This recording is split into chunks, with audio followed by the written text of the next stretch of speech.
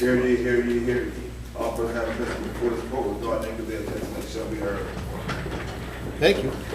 Please be seated. Case 707, People versus Spahalski.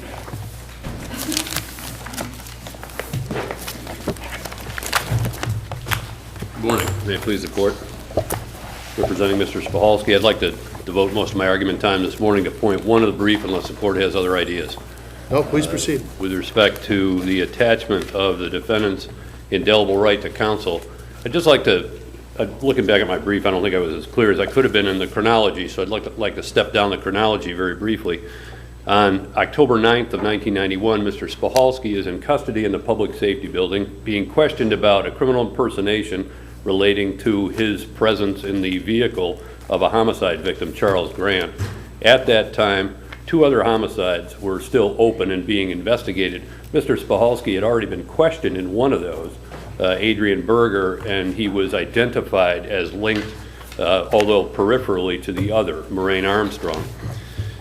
Mr. Marchese at the Public Defender's Office gets word that Mr. Spahalski is being questioned at the Public Safety Building.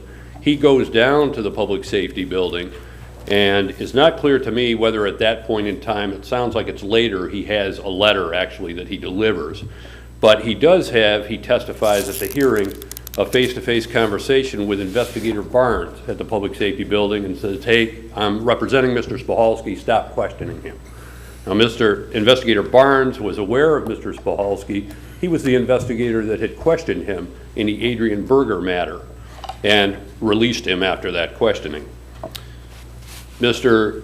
Marchese delivers this letter. Originally, he testifies to Investigator Barnes, but then he's not as clear at the time of the hearing who he delivers it to, but he delivers it to someone in the Rochester Police Department. And what happens after that? Well, questioning stops. Mr. Spahalski is no longer questioned with respect to the grand homicide matter that is the subject of that particular meeting. And the impersonation charge is still pending at Still that pending juncture. as well, Yeah. And the grand homicide investigation then remains open for another 14 years until Mr. Spahalski eventually gives his statement in 2005 relative to that. And, you know, the question becomes, well, what, in 2 respects, what did police officers know? What did they know about the invocation of the indelible right to counsel? What did they know about Mr. Spahalski's status? Well, they clearly knew that he remained a suspect in these open investigations. One of the indications here is at appendix page 314. Officer Goder completes a field investigation form in 1998. Stops Mr. Spahalski for something completely unrelated, but includes in his form, I know him to be a suspect in these outstanding homicide investigations. I'm struggling on how this is any different than the Slocum case that the 3rd Department decided. You're familiar with Slocum? I am familiar with brief. Slocum. I was kind of hoping to get a Court of Appeals decision in Slocum, but they dismissed it on procedural grounds, so they never reached the merits of the case. And you know, I think Slocum creates an interesting dichotomy here. I'm not sure how you resolve the 2 of them. I looked at, I was hoping that the Court of Appeals would clarify that for us, but unfortunately they didn't. They kind of backed off on the procedural issue. Okay. It seems to me that factually in Slocum, I mean, in that case, the police had actual knowledge of the letter was written, I think, pretty much the same day as the homicide took place. I believe so. And the police and the district attorney had actual knowledge of the letter, and the public defender said, gee, I'm representing him on something now, so gee, don't question him on a homicide. And the 3rd Department said, no, that isn't going to work, and they set it to Paquette. Yeah. And that seems to be a stronger case for the defense than here. Here, 15 years had elapsed. Well, I mean, that comes down to the question of what's indelible. I mean, once it's attached, there's no question that the communication was received at the time of the initial investigation. And, you know, the court below says, well, the Rochester Police Department, they didn't maintain a file on the grand homicide and all that kind of thing. And, you know, looking back at the record, I think I might have given the Rochester Police Department too much credit.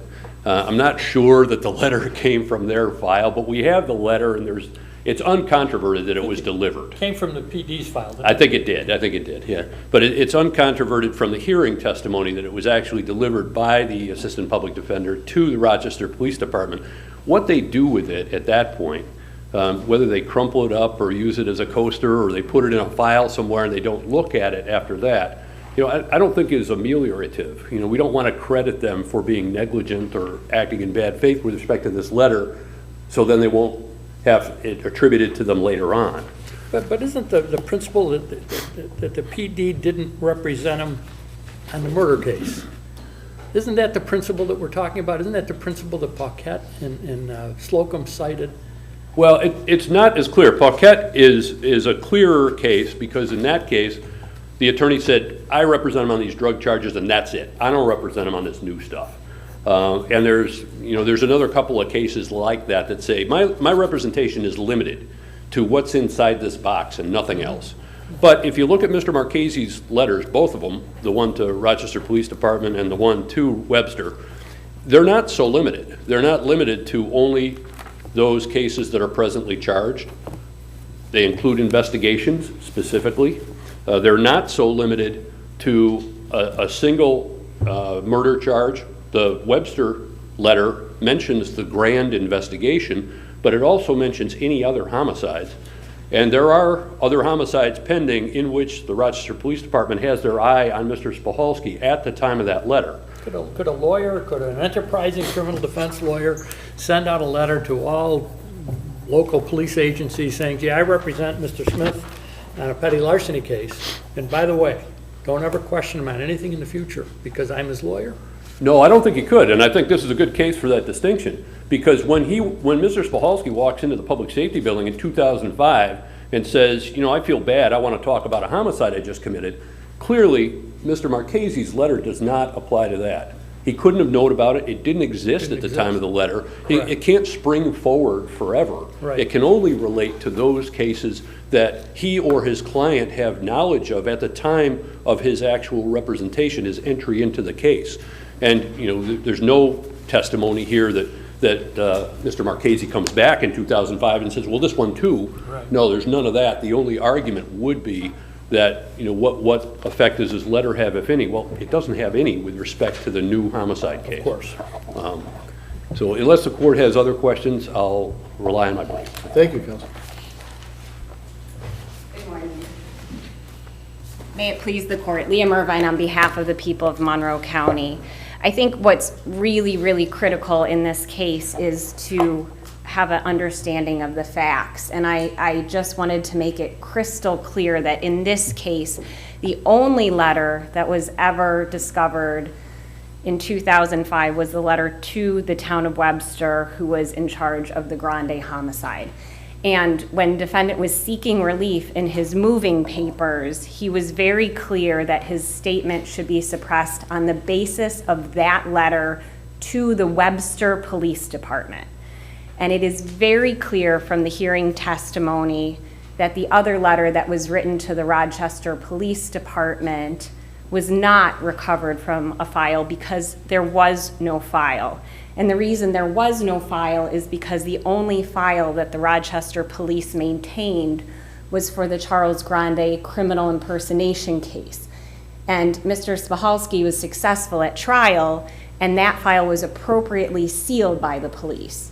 So if we are to do what the appellant suggests. You're not saying that there wasn't a second letter. You're just saying that that letter wasn't discovered in the files of the Rochester Police Department, right? Correct. Two things about that. At the hearing, it was very clear that there was no evidence how that letter was actually delivered.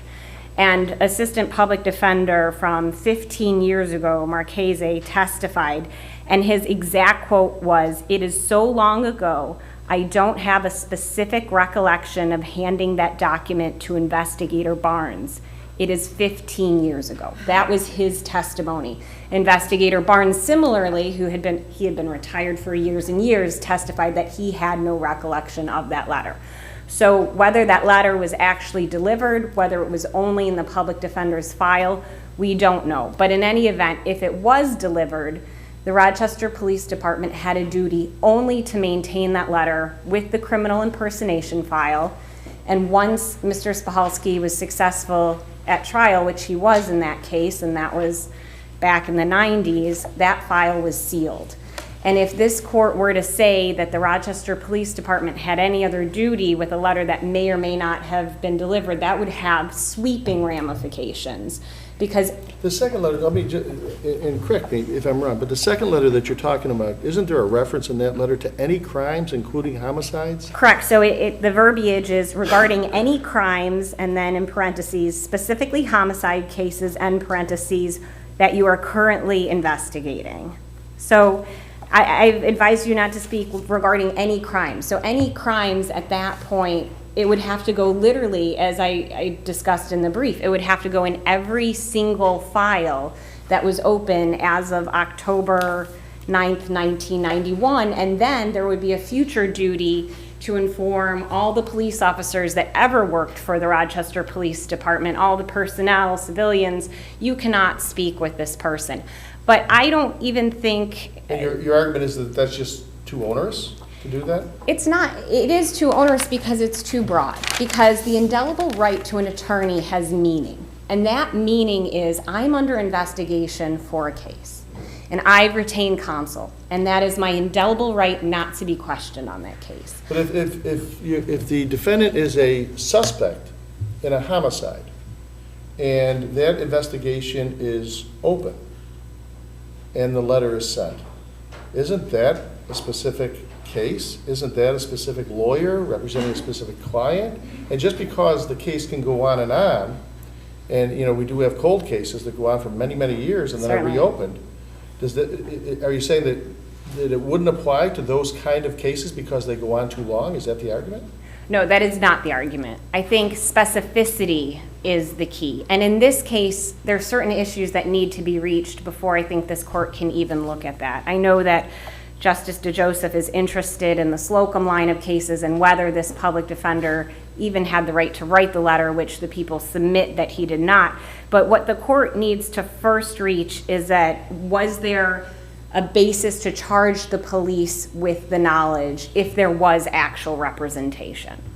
So I think if over the course of those years there was an open investigation that was continuing, if they had gone back and they tried to interview Mr. Spahalski, I think that is much, much different than a man showing up on November 8th, 2005, of his own volition, having walked miles and coming in and saying, I'm here and I want to talk about what I've done. And especially when he goes to the Rochester Police Department. He knows the murders in the town of Webster. He does not go to the town of Webster Police Department. And I think that if he had gone there, that would be a much different set of circumstances. But I would just really urge this court to also consider the fact that Mr. Marchese never represented him whatsoever, and that letter is just a blanket letter. And if we were to allow the public defender's office to write letters like that, it would almost create a duty for the public defender every time they represented a client to be zealous, to write a letter to every police department in the locality saying you can't question my client about any crimes that have occurred up to this date. And that's gamesmanship. And that's where we go over the line of indelible right to counsel to gamesmanship. And I would just again remind the court that this was a horrific case with 4 separate murders over 15 years. There is no reason to vacate the conviction whatsoever, and we would ask the court to uphold the sentence. Thank you, counsel. Thank you.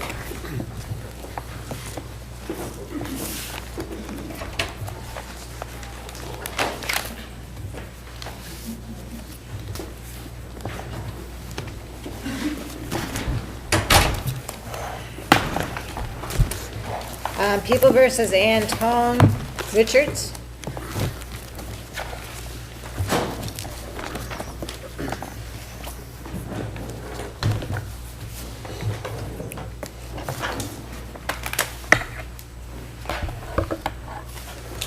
Good morning. May it please the court, Steve Sessler for the defendant, Antoine Richards. This case is about a suppression hearing and the quantum or the body of evidence that was presented by the people as they sought to reach their initial burden of demonstrating the legality of police conduct in the first instance.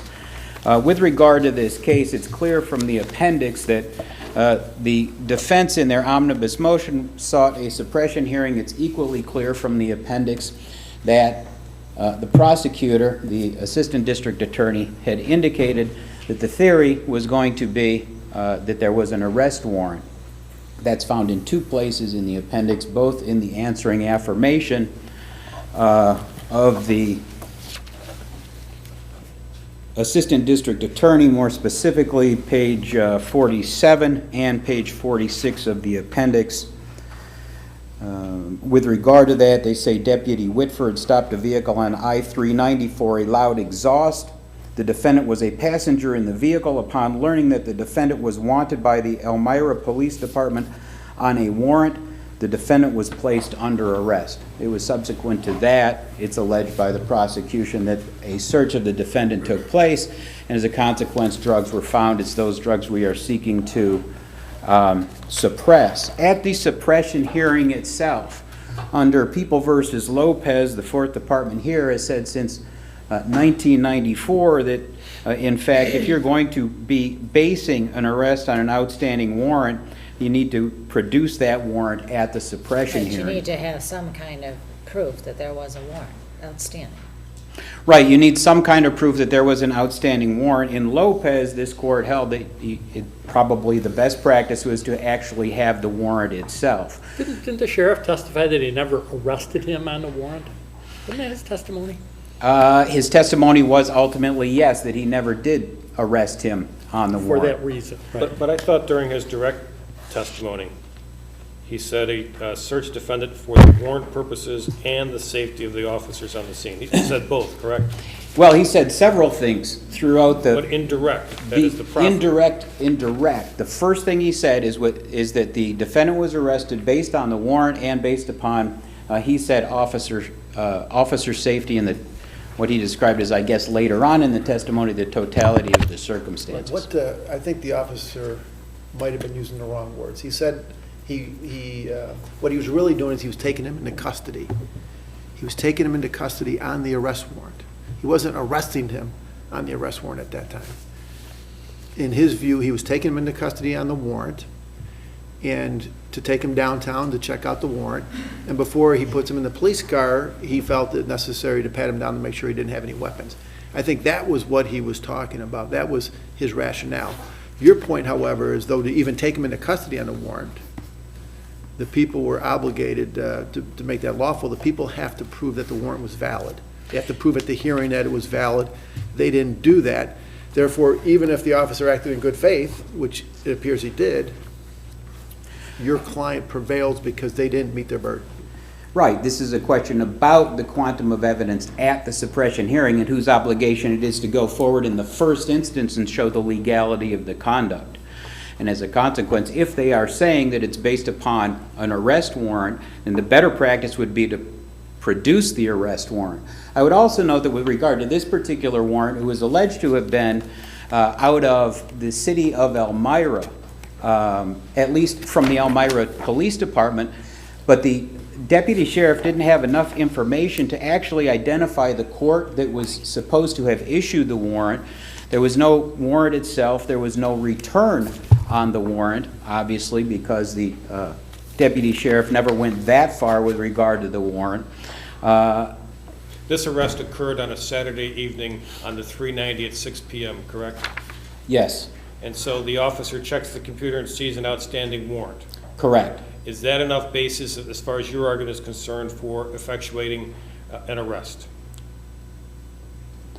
My argument is if you're going to base it on the idea as to whether the arrest was appropriate, that's one argument on the front end of it. I would say that So you're he saying can, he can rely on the, Your Honor, he can Could you wait? rely on the fellow officer rule on the road, but we're not on the road. We're at a suppression hearing, and as a consequence, Can you listen to the judges? yes, please? I'm sorry. Isn't your argument that the officer acted properly in taking him into custody on the warrant. Because he's not obligated to call up Elmira to check on the computers at that point in time. He's authorized to take him into custody.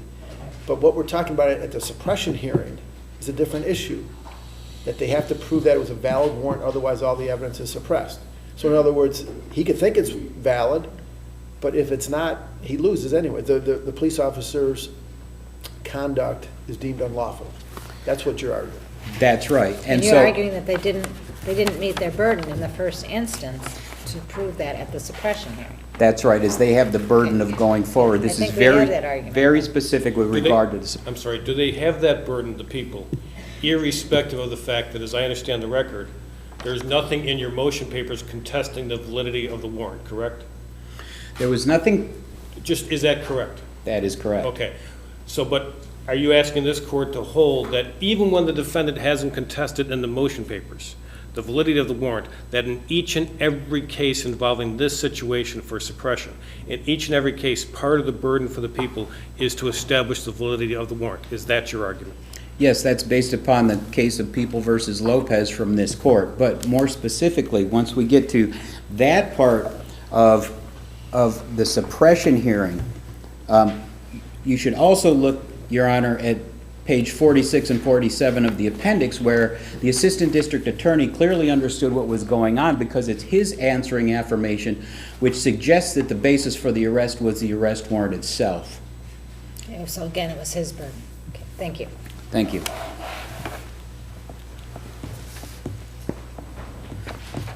Good morning, Your Honors. Josh Tonner on behalf of the people of the state of New York.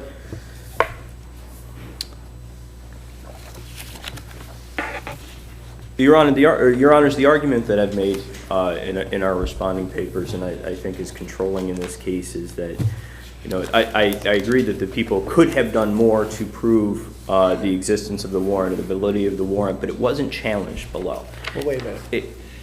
In your papers before the hearing, I don't know if it was you individually, but your office. It wasn't, but it's okay. I understand it's us. Your office said that the basis for the arrest was an arrest warrant. So it's not like your office should have been surprised at the hearing that the validity of the warrant would be at issue. The defense moved to suppress. The people say it was an arrest warrant. That's why we took him into custody. At the hearing, the question comes up: whose burden is it to prove that the warrant was valid? It would seem to me that it was your burden based on case law that has been cited. I would agree with that, Your Honor, if they had even challenged the validity of the warrant. But again, they don't have to, because it's your burden. I understand, Your Honor. If the basis of the arrest is I think, looking at the cases that we have, the officer going into the system, it being reported to him that this is a warrant from the... No question, and as Justice Lindley explained earlier, that's a different issue than what happened at the hearing. And I understand that. Our argument is that because there's no challenge by the defendant even at the hearing to the validity of the warrant. She's challenging. He does. In the summation, the lawyer says they didn't prove the warrant was valid. There's some questions, but we have the other problem is that the court's ruling wasn't based on the warrant. The court didn't say the officer took him into custody based on the warrant, or that the arrest was lawful because of the warrant. The court's theory was that the defendant is a passenger. The driver's got 30 suspensions, so he's arrested for AUO. The passenger, our defendant, they did a check on him, and he doesn't have a license either. So the officer says, I can't very well let him drive, so I'm going to put him in the car and drive him somewhere. And the court says, because of that, it's a safety pat-down. And I don't see any basis to suppress. That's what the court said. So the court, in other words, said, because the guy didn't have a license, we had to take him in the car, and because we had to take him in the car, we had to search him. That's what the court said. And I think, I wish the court had been more particularized with the way that it laid out its ruling, because to start with, he says, I find no issue with the protocols that were followed by the deputy. In elaborating further, he gets down to the basis of one of the bases for the search being the pat-down. for the officer's safety. Now, it's addressed in the second part of our motion, or our respondent's argument. Before we get there, Yes, Your Honor.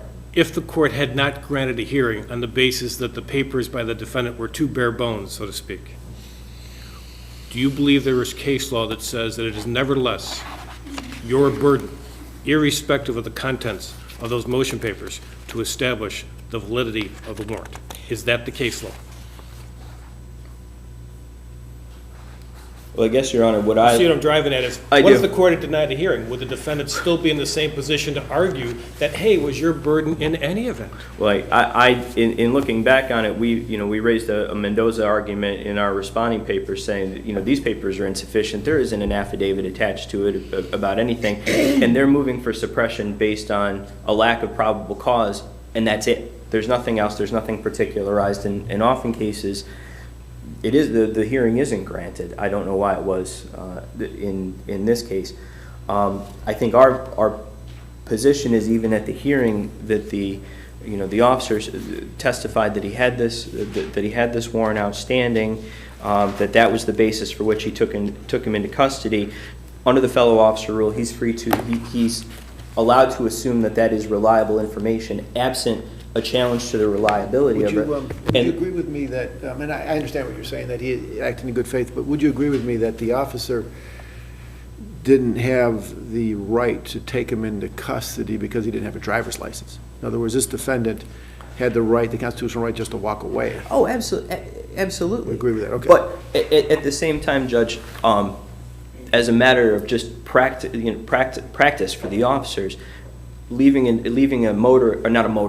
passenger in a vehicle that he can't drive away on the side of 390 in the dark on February 28th is not good practice. Leaves you open for any number of terrible things that could happen, which was the alternative argument that was advanced by the ADA. And what we're advancing is that in the absence of the warrant, Mr. Richards can't drive that vehicle away. You have to do something with him. He can walk. You say, do you want to ride somewhere? Where do you live? Do you want to ride? If the guy says, no, I'm good, I think he has a right to walk He does. On the 390? into the field, sleep under a tree, do whatever he wants. It's a free country. I suppose you're correct, Your Honor, that he does have that. He would have had that option. Thank you. Thank you, Your Honor. People versus William Reed.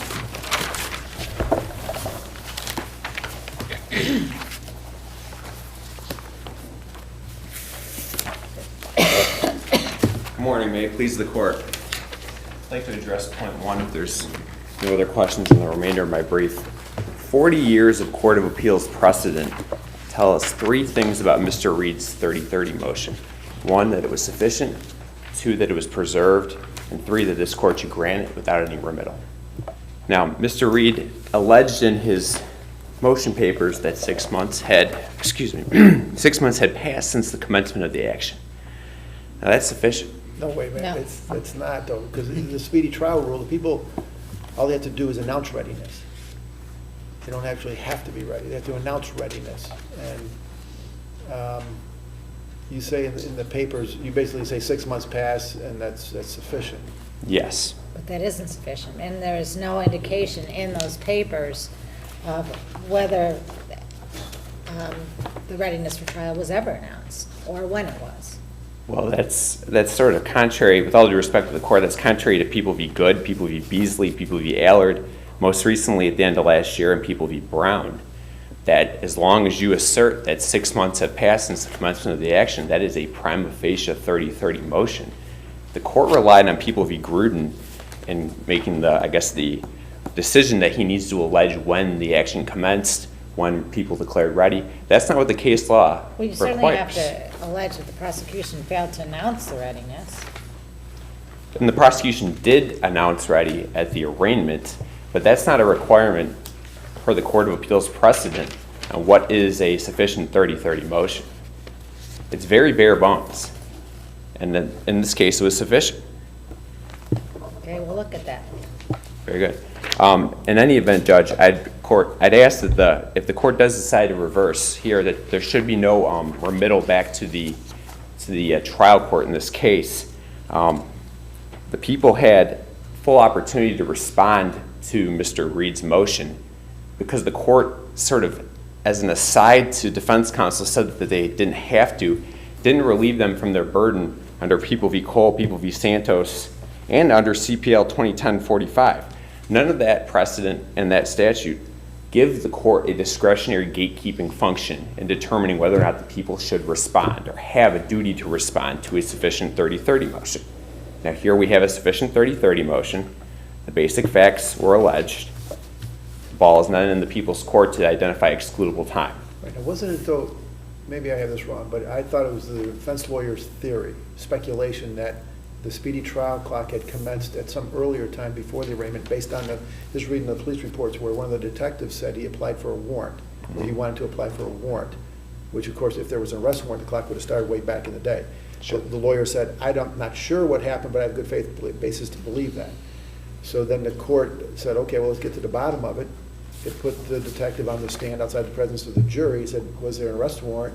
And the officer said no. So we now know, in other words, the motion was based on defense counsel's belief that the clock might have started earlier. But then once we got that testimony, we knew that the clock didn't start earlier. So that seemed to be the whole basis of the motion. Well, I would compare this to the case of People v. Luperon maybe, where in Luperon, the defense counsel anticipated an argument that the district attorney would make as far as excludable time. Here what we have is an acknowledgement of a question of fact. Essentially what counsel was asking for was for a hearing. The court was very resistant in granting a 30-30 hearing here. The court reluctantly agreed to, outside the presence of the jury during trial, to let counsel question Officer Tekmansky about whether or not he had filed a felony complaint back before the indictment. There was no further argument at that time. There was never a full and fair hearing on this. Okay, I think we understand that. Very well. Thank you, Your Honor. Morning. May it please the court. Initially, I want to thank Justice Lindley for making my argument for me. As the defense attorney made the motion, the same day he filed it, he said, what I'm looking at is whether the clock had started earlier. And the judge understood all that would encompass, and they had Detective Tekmansky clear that up, and that was really the end of it. One point about whether we responded, the judge at one point told the assistant DA that an answering affidavit wasn't required at that point. Doesn't mean we didn't answer or oppose or take a position. Mr. Maxwell, let me ask you this, just on the time issues. The clock started to run on May 23rd, 2013, correct? Is that what you have? I have it starting at the, when we reported out the indictment, which... Sealed indictment. The sealed indictment. On May 23rd, okay. Yes, I'm sorry, I just want to make sure I had the right date in mind. So then the clock started running then? Yep.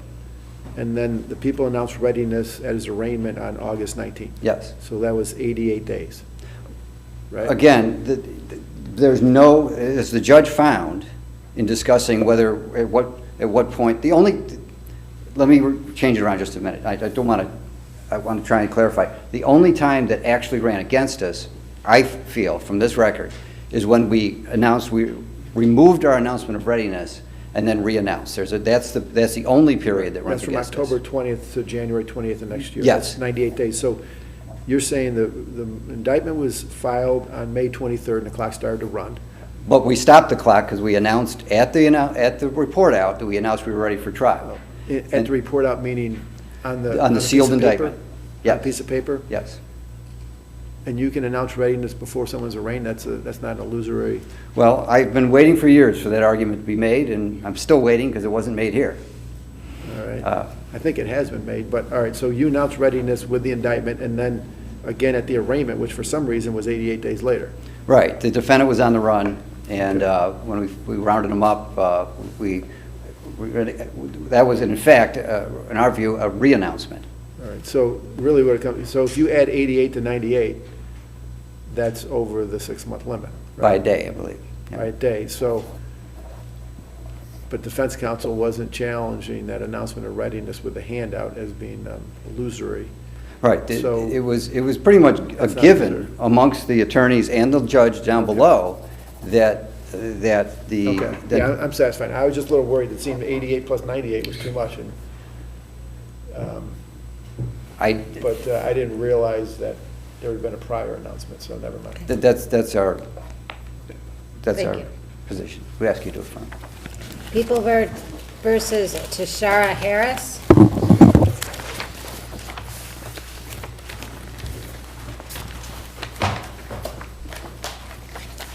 Morning, Your Honors. Please the court. Eric Dolan on behalf of appellant Tashara Harris. I raised 2 points in my brief. They're interrelated, so I will touch on both of them today. The main point being that defense counsel's application to withdraw as counsel for Ms. Harris should have been granted, or in the alternative that Ms. Harris's... Which application? Well, there was the initial application at a pretrial date based on the non-payment of fees and some indication at that time that she was not following his advice.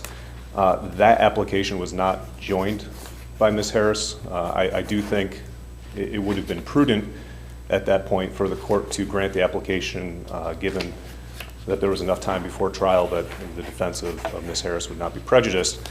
If the court does not agree that that was an abuse of discretion, I think when everybody comes back for the first day of trial and defense counsel renews his application to withdraw as counsel based on what I think we can glean from the record is a breakdown in trust between Ms. Harris and defense counsel. Would you consider that first application even preserved if the defendant didn't join in it? Well, the defendant doesn't need to join in the application for defense counsel to withdraw as counsel. I think it's a factor of whether... Non-payment? No, that's the proffered excuse, isn't it, non-payment?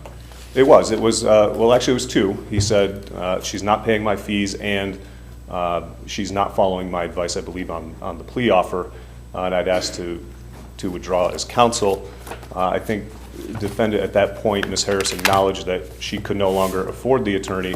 There really wasn't any additional colloquy with her at that time. As far as preservation, defense counsel's application to withdraw, I think, preserves the issue.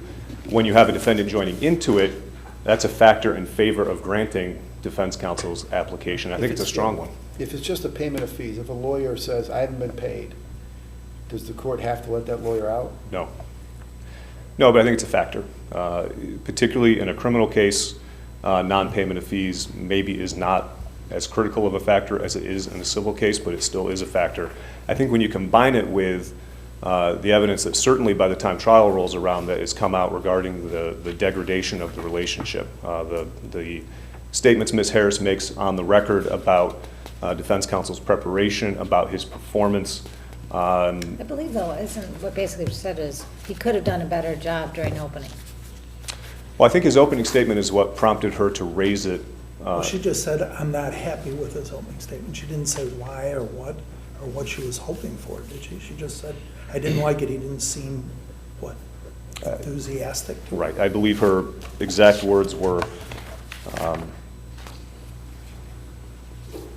oh my gosh, what was that about? I could tell by the look of some of the jurors, they were even thinking themselves, what is he talking about? So it's a little unclear, but I think we can infer from that she's not happy with his performance at that point. The court gave her an opportunity to say why she wasn't happy. Did she give any reasons? Well, I don't know that colloquy was done by the court. I think what he said was, I have faith in your counsel. I think he's zealously representing you, and your option is you can continue with your attorney or you can have somebody else here to try the case now, which I think in the context of having the application being made after opening statements was not a realistic one. So I thought the court invited the defendant on the record to say why, and the defendant eventually seemed to agree. She said, well, okay, I don't want to go alone. I'll keep the attorney. I think she acquiesced to an option that was pretty drastic at that point. The court said, look, here are your options. You can continue with your current counsel, or you can have another attorney here now to represent you, or you can represent yourself.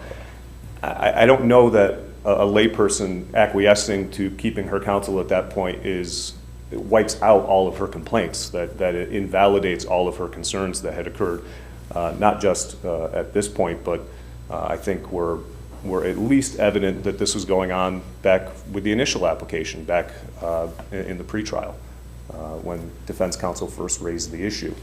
Well, he said she doesn't want to plea, but she doesn't want to go to trial, and the court seemed to question her on that. And then she keeps changing her mind, and for issues like, well, they cut my hair. I'll take the plea. Well, oh, no, wait, are they going to cut my hair? I'll stay with the trial attorney. Certainly there was some of the ambiguity and some of the back and forth that we see when folks are trying to decide whether or not to take the Certainly, when plea. somebody's trying to decide that, I think most people don't want to go to trial and they don't want to take the plea. I don't think that's unusual. And that's not the crux of our argument. I think that is more normal hemming and hawing about whether to take the plea or not. I think what really gets to the heart of whether the court should have granted either defense counsel's request to withdraw or Ms. Harris's request for a new attorney, you have three factors here. You have defense counsel joining in the request that she be assigned new counsel, and at one point says, I don't want to represent somebody who doesn't think I'm going to do a good job for them. I think at that point, there should be some concerns about whether she's receiving effective, zealous representation.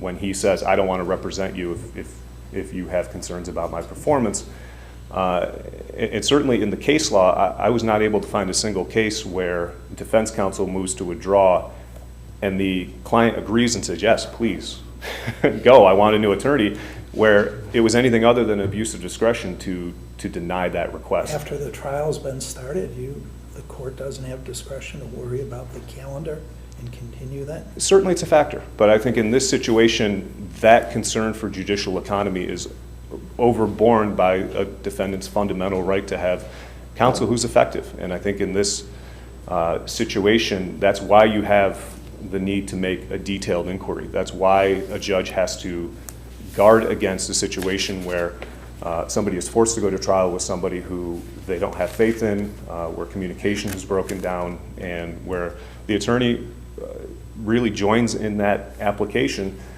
Nobody wanted the attorney to stay on this case. The defense counsel made the motion to withdraw. The client agreed to it, and I think in that situation, with all the other comments that were made about her concerns with his performance. I think the bigger problem is that this is at the time of trial, but thank you. Thank you, Your Honor. Thanks. Morning. I guess just to parse the allegations briefly, it's our position is that, you know, the fact that the defense counsel had not been paid is really of no moment either with regard to the request to be relieved or the request for substitute counsel. Under a criminal case, I don't believe that's relevant under any argument. There's no substantive complaints about this attorney's representation, and I think that is really what shows that the denial of the request for substitute counsel was not an abuse of discretion. There was some colloquy with regard to the content of opening statement, and I believe the defendant's response was in sum and substance, I don't like the response the jury gave to what the content of the opening statement. And the judge took the time and said, that's normal. You know, very rarely do we ever get any responses from jury, and to some extent that's what they're instructed. So if we look at this in terms of an abuse of discretion, there were no substantive allegations made against this attorney's representation. And absent any questions, I'll rely on my brief. Thank you. People of the State of New York versus Devin Griffin.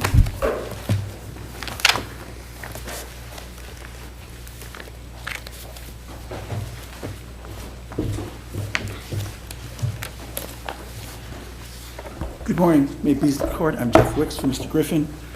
And further please the court, I will be addressing only point 2 in my brief, which regards evidence of a threat and a mistrial motion made that was denied.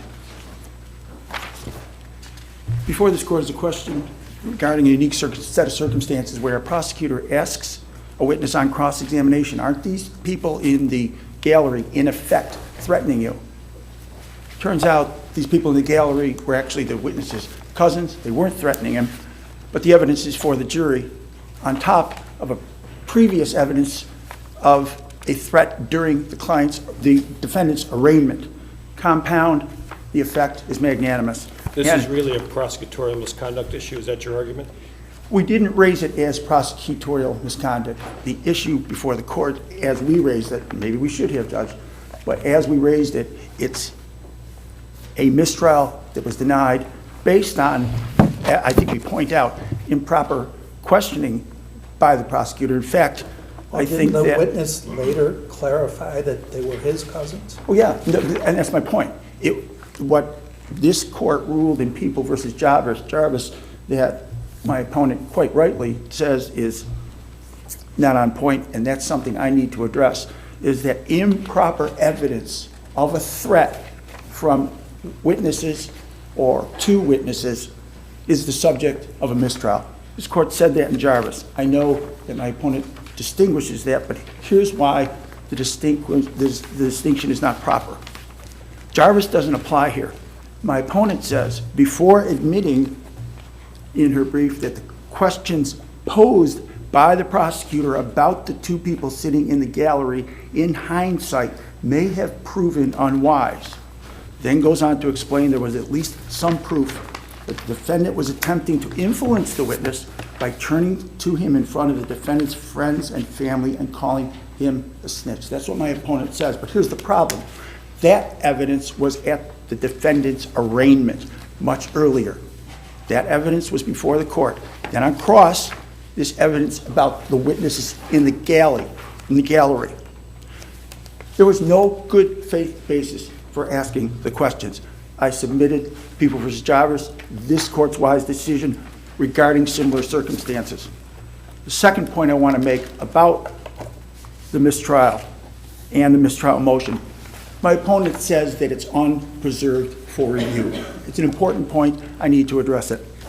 How many times of trial counsel have I made a similar mistrial motion when, out of desperation, when the motion is denied, I do what I can with whatever resources the court provides to try to move on, to try to salvage the situation. Whether it's a curative instruction or whether in this case, what happened, they went on and dealt with the witness in other ways. So we try to pick up the pieces as trial counsel, as did Mr. DePrima, prime trial counsel, if ever this community has known, by moving on and doing what the court gave as a resource. But by doing so, did he unpreserve the objection? Did he unpreserve the mistrial motion, as my opponent suggests? Hardly. I respectfully repeat before this court the many times maxim that you can't unring that bell. Can The I jury has heard. just clarify what, Yes. what specific questions that Mr. Irving asked? Do you say that he didn't have any good faith belief for asking? Which one? He asked Mr. Dean, the witness, if two of Mr. Griffin's, my client's friends, sitting right, quote, right in front of you watching everything you say, unquote. Okay, so To that's which true, Mr. though. Dean Right. said, that's not true. In other words, that may have been cleared up. However, that compounded with earlier evidence about arraignment and a snitch and threats against the witness paints Mr. Griffin as somebody who threatens, and that's Okay, why Mr. Yeah, DePrima... I understand, and it is somewhat troubling, but it's not as though in some of these other cases, the prosecutor asked, didn't the defendant threaten you? Here we have Mr. Irving saying, did you come here today because you were threatened? No, counsel, no. Anything wrong with that question from Irving? Did you come No. here because you were threatened? Okay, so No. we're okay so far. Then the next question is, isn't it true that two of the defendant's friends are sitting in the front row Right. watching everything? Now, they turn out to be cousins, but be that as it may. Nothing wrong with that, right? Well, I think that's the point at which Mr. DePrima, trial counsel in this case, objects, because this is almost a clear and present danger right there in the courtroom. He's pointing to two witnesses right there. But it gets clarified. No, it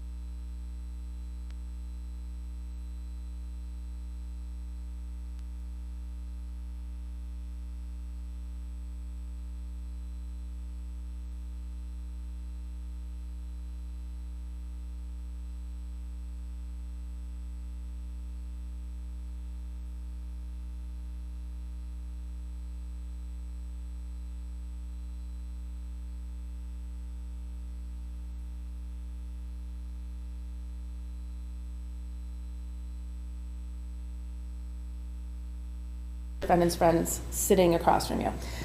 The implication may have been there that was an attempt to not necessarily threaten, but maybe intimidate Mr. Dean. But ultimately, it proves to be a very costly mistake on the fact of the prosecutor, because factually he's wrong. And what ends up happening is that very quickly it is determined that those are actually the witness's friends, the witness himself's friends, and the jury's told that. So we're not in a situation where the defendant's in any way prejudiced by what happens by Mr. Irving's questions, which don't imply that that the defendant himself is threatening anybody. That actually occurred earlier on in the testimony and was entirely appropriate and factual. So what we have here is a question which Mr. Irving explains to the judge why he asked the question, but ultimately it ends up being something that looks bad for the prosecutor in the face of the jury, where the prosecutor asks a question and then the witness comes back and explains, DA, you were totally wrong. Like, those are my friends. Those are people who are sitting here for me. And he, I think, in fact, loses some credibility with the jury on that question. And in no means is the defendant prejudiced by that situation. Okay, I think we understand that. Okay. The only other thing I would like to address is the preservation issue, and I do understand that Mr. DePrima made a mistrial motion when Mr. Irving asked the questions. However, it was him that also suggested an alternative remedy of recalling Mr. Dean to the stand, Which happened. and that happened.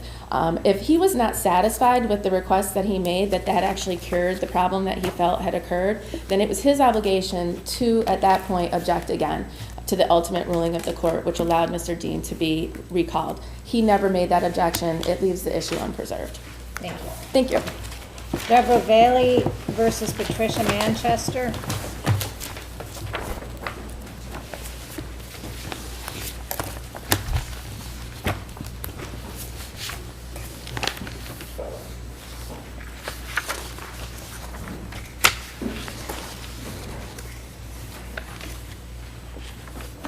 Good morning, Your Honors. May it please the Court? Ed Markarian for the plaintiff. Your Honors, this case involves beneficiary designations for a Totten Trust account. And the issue is whether the Totten Trust form controls or whether an IRA application controls. And the answer is that the Totten Trust form controls a Totten Trust account. At a minimum, wouldn't there be a question of fact here? At a minimum, Your Honor. We've attached to our brief the 4 pages that apply. I think you'll see that they're out of sequence.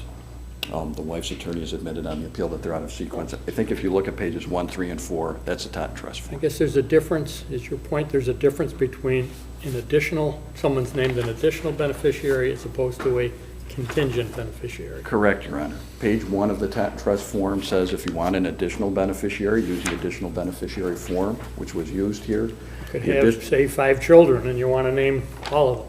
In fact, the language of the additional beneficiary form is that the added beneficiary supplements but does not replace the previously. That means, in your view, they share it equally? Correct, Your Honor. So there's, under no circumstances, would your client get all the money? Correct. It would be half? 50-50, that's correct. Yeah, I don't understand what this, is there any explanation for why that IRA trust application is inserted in the Totten Trust, or where did that come from? Or, well, it's kind of strange. It is strange. We know that it was stapled together by the wife's attorney at a deposition. So the sequence in the record is a sequence that was presented as an exhibit at a deposition. When you look at those 4 pages on their face, you'll see that page 1 talks about the Totten Trust and the grantor. Page 2 is the IRA form, not talking about a grantor, talking about an IRA owner. Page 3 again talks about the grantor, so that's a Totten Trust form. And page 4 is the added beneficiary form. Was the IRA ever followed through with? We don't know that, Your Honor. Again, maybe that's a question of fact. I don't think it is, because we know this account is not an IRA. Right. I'm just curious, because under that form, your client loses. Secondary is not additional. That's Secondary correct. means she gets nothing. So if there's an IRA that goes for that, the plaintiff does not get that account, but the plaintiff does. The court seemed to base its ruling on this IRA trust application. That's correct, Your Honor. That's exactly what the court did. And the court said in its decision that an IRA was converted to the Totten Trust, looking at that form. But that's not a form to convert an IRA. That's an application for a new IRA. And secondly, as a matter of law, you cannot convert an IRA into a Totten Trust. one's a retirement They all account. bear the same account numbers. That's the confusion. That's why plaintiff's counsel asked for depositions, because Donna Hauk was the person who handled all these forms. They were all signed on the same day. Plaintiff's counsel wanted a deposition to clarify it. But I think it can even be more simple. It's a Taunton Trust account. It's undisputed. We have a Taunton Trust form for that Or account. we get Ms. Hauk under oath. Correct. And we get the defendant under oath, and we find out what was said That's correct. when he created these documents. Why That's did he correct. have this? Did he intend to share equally? Did he intend for her to be secondary beneficiary? Certainly, the credit union officer's testimony would be highly relevant on that. So you need, there's questions of fact, and you need to That's get to correct, it. Your Honor. Yes. Thank you. We ask that the court reverse. Thank you.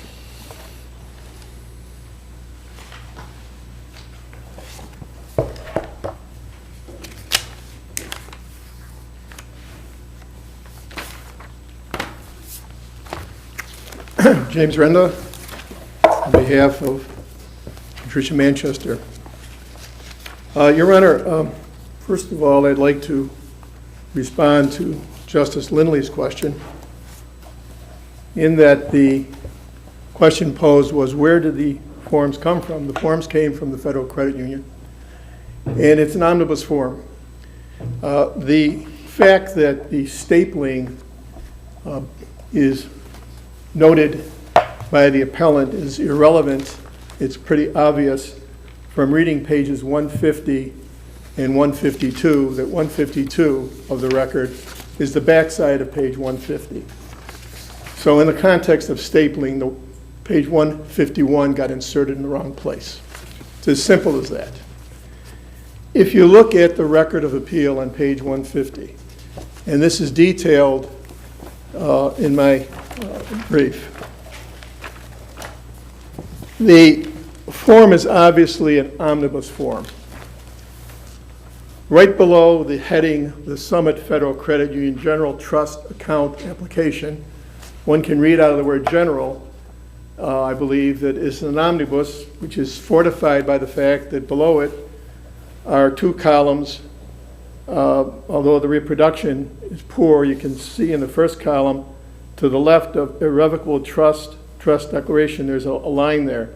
In point of fact, the Taunton Trust payable on death, POD, was checked by the decedent, and that's in the second column. Now, the appellant makes attempts to make a point about the use of the word convert. If you look right below the word Taunton on that form, you'll see the word convert. That's where the word convert came from. Whether it was an IRA or not an IRA, I submit, is irrelevant to the issue. The decedent had an account. He converted it to a Taunton Trust. Wouldn't be fleshing this out make more sense? Well, Your Honor, in all candor, I don't believe it needs to be fleshed out, because if Your Honor, if we go back to the underlying principle of law here that the judge relied on, and the EPTL relating to Taunton Trust was cited by him, the first question is, did the movant, in this case, Mrs. Manchester, meet the threshold burden of going forward with proof that would establish the gravamen for requesting summary judgment? And we suggest that the evidence is fairly graphically clear, frankly, from a review of the record on appeal and the testimony. If you then go, accepting that for a moment, and keeping in the back of our minds the Zuckerman case, which is critical in all these summary judgment cases. We're aware of that. I know you are, Your Honor, and I don't mean to imply anything to the contrary, it's just my mode of speak. And you hold that in the back of your mind, and you go to page 16 of our brief, and you'll see that Mrs. Velli clearly responded to the questions that she had no other proof. What other proof would she need? I'm sorry, Your Honor. She says, I have no other proof. I have this document that says I'm an additional beneficiary. Well, That's all I have. well, Your Honor, may I respectfully submit that the answer to that question is that on her attempt to become an additional beneficiary, what she really is a secondary beneficiary, and that's from an But analysis. does it use that language in the Taunton Trust? I thought it said adds plaintiff as a beneficiary and uses supplements but does not replace. Right, it doesn't replace it. What happened is a few days later, he went back and he added her as a secondary beneficiary, which is a form on page 151, Your Honor. Wait a minute, it doesn't say second, it says secondary on the IRA form, 151, but it doesn't say secondary on page 153. But look at the date. They're all dated the same day, Yeah. May 11. That's the point. Right, so we have So, conflicting, is we it- have conflict, at the very least, we have one document here that says add beneficiary, lists supplements but does not replace. And then we got something with an IRA, which nobody knows what that was all about, but that says secondary. So are we just to ignore one and use the other? No, I think if you read it as a unit, what may I respectfully suggest is you read it as a unit, what we have here is we have this gentleman going into the bank where he had an account since 1962, converting, using the word that was criticized, converting using their form, their omnibus form, into a Taunton trust, naming his wife as beneficiary. And a few days later, he goes back and he creates a secondary beneficiary. Where do you come up with a few days later when everything is dated the same date? Everything says May 11th. I misspoke, Your Honor. I thought there was a gap in, maybe my recall is. I don't see it on there. My recall of the record may be in error, and I apologize on that. If the record reflects that, it reflects it, but it doesn't, it doesn't. It's just a failure of memory on my part. Is it your argument that the decedent on that date created an IRA? No. No. It's our argument that he created a Taunton trust. And in the Federal Credit Union used an omnibus form, and whatever the account was that predated the Taunton trust, it was what it was. Right. But It's there's evidence- irrelevant. You first, Pardon? Judge. It's irrelevant where it came from. Right, it's irrelevant where it came It's a from. Taunton trust. Right. It's just whether additional beneficiary means secondary. Right. Second in line. And our position is a second in line. And what fortifies that, Your Honor, is that his will has a common sense application. He did not disinherit his daughter, nor did he become overly generous to his wife. He balanced it out in point of fact. If you look at his will, which Judge Howe found to be a valid will, admitted it to probate, which undercuts one of their other arguments, by the way, about his capacity to do this. If you look at that, you see that she gets, after a life estate, she gets the house, and she got other benefits. So really what he did here is he provided the bank account for his wife so she could support herself. He also gave her life estate at a house, which Yes, she Your can Honor. use when she comes back from the south for the No question. summer. And so until the wife dies, the daughter gets nothing, really. Well, not really. There's a little more to it if you look at the will. She did get some other benefits, which are referenced We're just in. looking at the Taunton Trust form, we don't. Why are we looking at the will? Thank Doesn't you. the Taunton I have Trust to on look its at face Yes. say what we're controlling is? The only reason, you're right, Your Honor, and the only reason I bring up the will is that this is not a situation where the daughter is totally disinherited. The daughter gets something through the will. But that's- That's my point. Okay, but that's not really. No, the relevant. point is this a Taunton trust? And I think that's what the Taunton Trust does as well, though. It splits it. They're taking, he's trying to be equitable. It appears, at least, that's a reasonable reading of it. I Well, mean, there's maybe certainly there's a some question questions of of fact. fact. I cannot concede that, Your Honor. Okay, thank you, I think we. Thank you very much. Thank you, Your Honor. Paul Leone versus City of Jamestown Zoning Board of Appeals.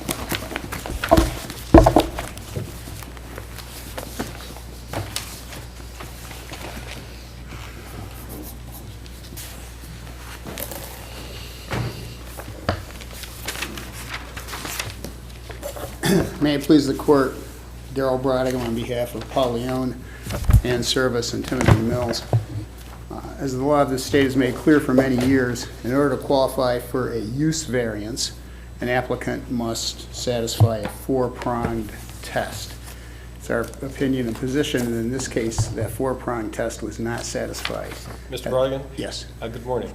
Good morning. Don't we have to first start, though, with the extensive case law, including of this court, that we are to defer to the ZBA unless there's like illegality, utter arbitrariness? I forget the language of the cases, but I'm sure you know what I'm talking about because it's cited in the opposition brief. I mean, don't we, I think in framing your argument that way, how do you approach it? Your Honor, it's our position that the that the ZBA failed to even consider some of the criteria. There are four criteria, as the court knows, that need to be satisfied. And in this, the underlying proceeding, the administrative board said, well, one of the members said, I don't believe that reasonable return or the uniqueness of the property even applies, which of course is absolutely not true. And no one corrected him or said anything about it. And there were no findings of fact. There were no separate findings regarding the four prongs. You don't absolutely have to have those, correct? This court has said that that's the best practice, is to have them and to have them. What did they do that was utterly arbitrary, whatever language is of that deferential case law? Well, the first thing that they did, and the most important one, I think, is that they ignored the provision that you have to have dollars and cents proof as the applicant, showing that there's no reasonable return on the property other than the proposed use. So is it your theory that since this property was bequested, given to JCC, that even $1, as long as it would be used for residential property, would be a reasonable rate of return, AKA 100% or whatever the math is probably? But so that's got to be your argument, right? Well, if the court says it has to be. No, I'm only one of five. And I'm just asking a question. Seriously, isn't that the logical consequence of your argument? Or anything is found money, I suppose. They didn't invest any money in it. They got But it for whose free. burden is it to show that they can't get $1.00 return? And what does that mean when you look at cases like Williams versus Town of Oyster Bay, where they say they didn't even show us that they explored the possibility of utilizing it as a permissible residential use? Is there any showing as to what a return would have been? Yes, the proof before the ZBA was that there was an offer to purchase the home and use it as a residence for $200,000. Without any counteroffer. Without any counteroffer. Yeah, and it seems like the use variances are hard to get. They're supposed to be, yes. They're not there for the asking. Right. And the statute talks about, to get one, you have to show unnecessary hardship. Yes. So, yeah, I would say, in Justice Kern's example, hypothetical, $1. If you have $1 and someone's offering you $2.40, that's a hardship to take $1, I think, when you pass up on $2.40. Absolutely. But here, we're not talking about $1, it was $200,000, maybe more. There was also the fact that there was not a lot of time there. They could have gotten more offers. As a matter of fact, 2 more offers came in. Right. For single-family residences. Right. What's the harm in putting it on the market and letting the people bid it up? Is it really a hardship to say, well, you can only get 200, not 240? No, is that the a cases say hardship? that, yeah. I'm sorry. Yeah, I mean, the fact that you can get more money through another sale doesn't seem to me create hardship. If I were to sell my house in a residential district and say I could sell to a commercial business for $400, I could sell for a residence for $3, is that a hardship to me? No, the cases say that you're simply getting more money for the non-conforming use does not satisfy the hardship requirement. But the hardship issue is the fourth of the 4 prongs. What we need to decide, right, is as a matter of law, is getting 20% less, the difference between the 200 and the 240, is that 20% less not unreasonable as a matter of law? That's what you want us to find. Yes. Because that's why I'm drawing the distinction. At what point does it become a diminution of a reasonable rate of return as a matter of law? Do you want us to say it's 20%? Yes. What about 15? What about 10? And if we're supposed to have a deferential standard, why are we drawing these distinctions on percentages? That's a big question. I'm sorry to give you that all at once, but that's what's on my mind. And that's a very interesting question. In other words, had the offer been for, say, for $5,000? Well, make it 50. Or make it 50. I'm looking at, again, the village of Fayetteville, and they're talking about what standard needs to be shown with dollars. and cents. And I was surprised, but it's been said that the hardship needs to show entitlement to a use variance, and the proof has to demonstrate the ordinance is confiscatory in nature. Yes. Which seems to say, you know, you'd get almost nothing in return. Right, you're something nominal only. And is that the standard? Is it confiscatory? That's what this court has said. And you don't believe this is confiscatory? No, not at all. It's tough to argue that it is when they paid nothing for it and they're being offered 200. That's not confiscatory. That's quite, I wouldn't mind having an investment like that. And without even a counteroffer, who knows what they could have gotten. But 9,400 square feet for 200K. That was what the offer was. And there were 3 other offers pending as well. You'd buy that any day of the week, would you? There were a number of repairs that need to be made, which I'm sure Mr. Abdallah will refer to in his argument. And our position is, you're taking a corporate headquarters with 14 companies into this residential neighborhood. And I know that Mr. Abdallah has argued, well, that they used to use it for cultural events, and the ballet company was there, and that type of thing. But that's a significant change to now have a corporation with 14 subsidiaries, all its employees, the deliveries, the vendors, the customers, in a residential neighborhood, as opposed to the ballet company using it once a week for practice. I would submit that they just simply didn't meet the 4 prongs. Just building off of Justice Niemoyer's question, so in order to agree with you, we would have to hold that a 20% reduction is not confiscatory as a matter of law, correct? Yes, Your Honor. Okay. Thank you. Thank you.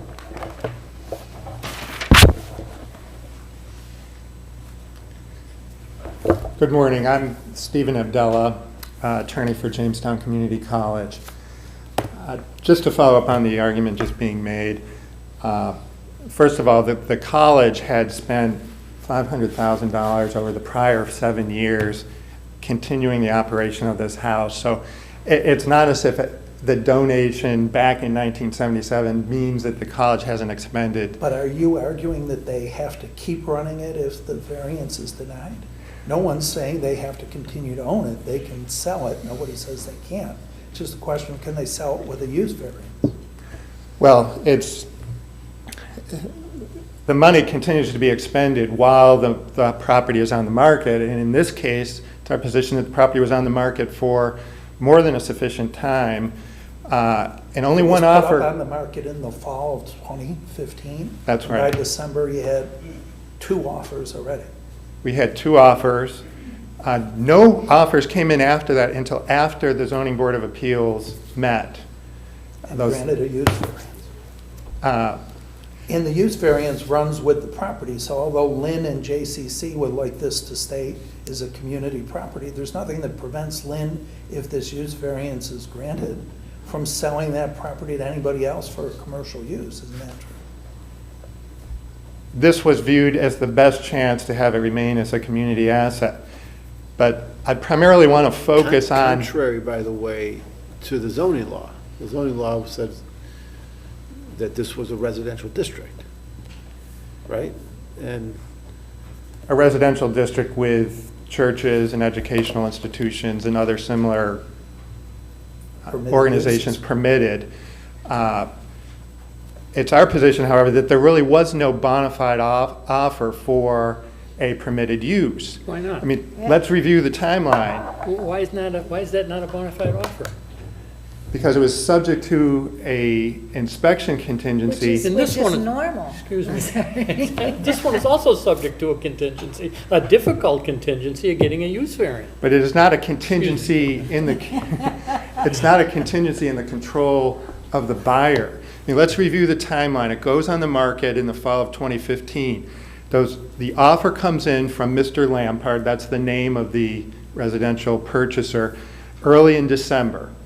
1 month later, his mother, whom he resides with, who is an opponent of this happening, asked for a copy of JCC's condition assessment report, a 38-page document in the record, which was supplied to him.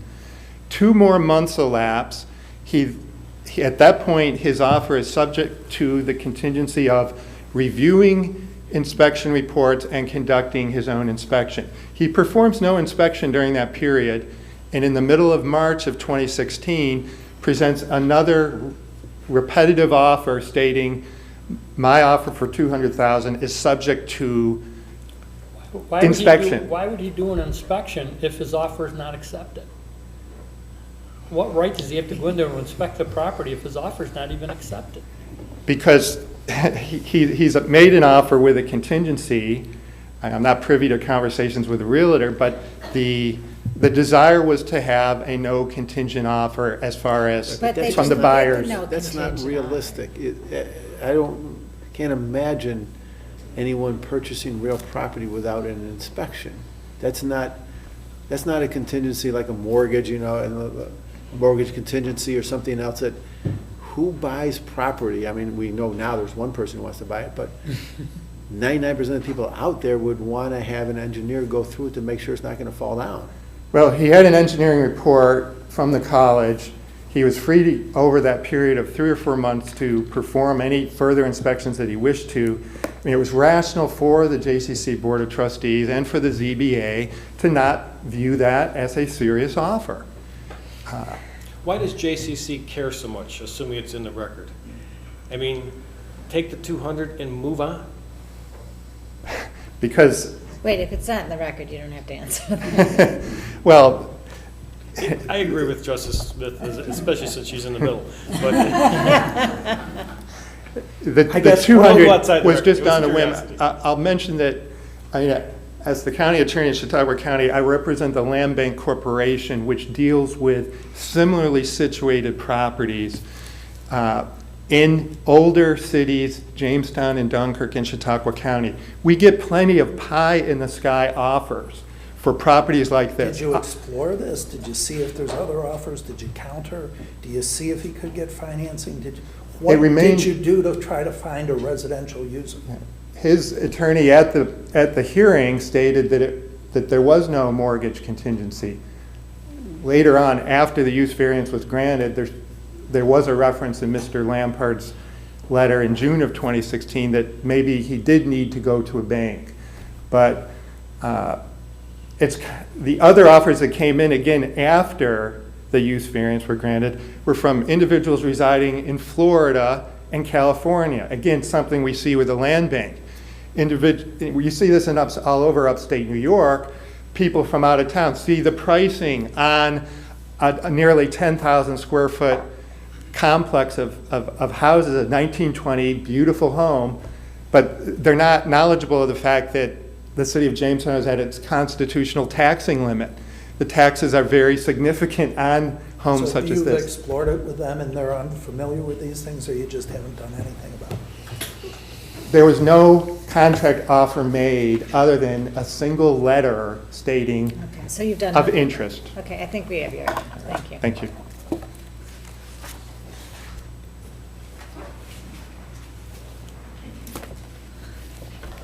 Good morning. Marilyn Fury Lehman for the City of Jamestown Zoning Board of Appeals.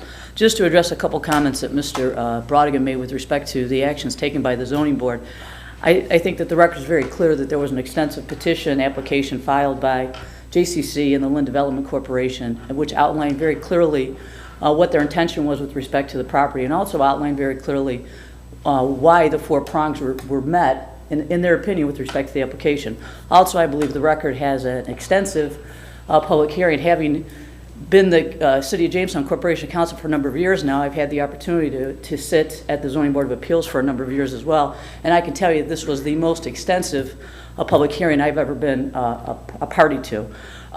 Everybody, as Judge Sedita indicated in his decision, everybody had an opportunity to speak.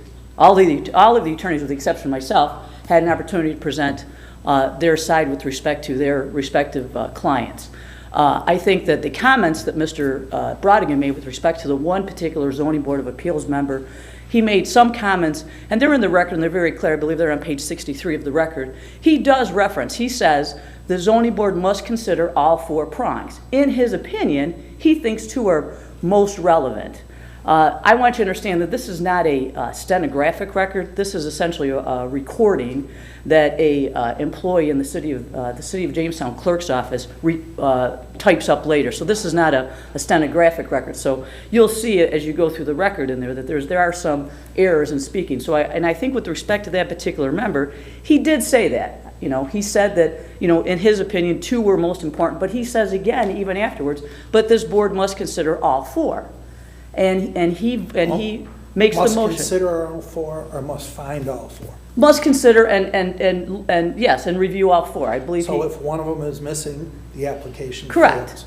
But I think in his opinion, he's the member that makes the motion to approve the application. Another member clearly states that he doesn't believe that the 4 criteria were met. The fact that the other members don't say anything doesn't necessarily mean that they either agree or disagree with the other 2 members that spoke.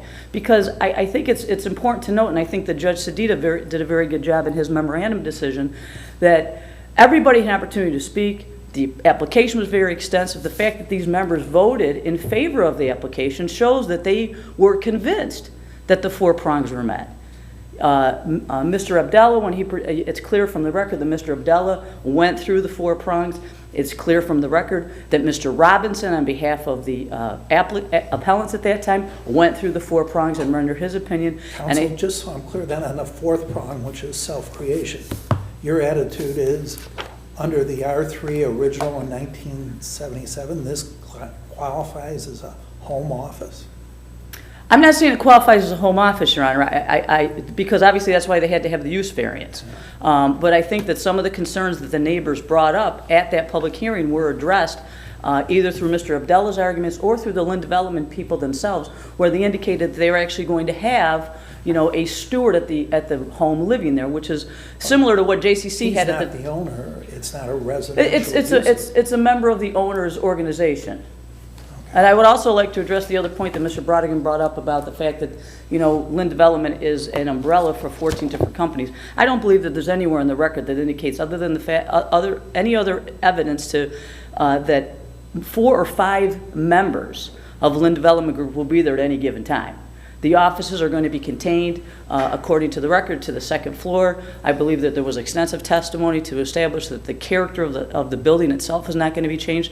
I would also point the court to, I believe it's page 81 in the record, which shows the outlying neighborhood of that particular area in the city of Jamestown, which all these zoning board members were very familiar with. This is not your typical single-family residential neighborhood, and all of the properties that are contained in that neighborhood. It is zoned that way, but for a number of years, several doors down, there's a large apartment building. All of the buildings, if you look just solely at the square footage of that one exhibit that was attached, I believe, to Mr. Abdallah's answer in the original petition was filed before Judge Sedita, all of the single-family residents on that block are less than a third or a half the size of this particular piece of property. Right. What it comes down to, it seems, is the first factor, whether the applicant cannot realize a reasonable rate of return. That's the one that I'm focused on. And there's been an offer of $240. Council says that wasn't a serious offer. There might be some other offers that came in, but that to me is the closest prong there. But as you recognize, you got to have all 4. If you're missing one, it fails. Correct. Okay, so we'll look at that back. Okay, thank you. Thank you.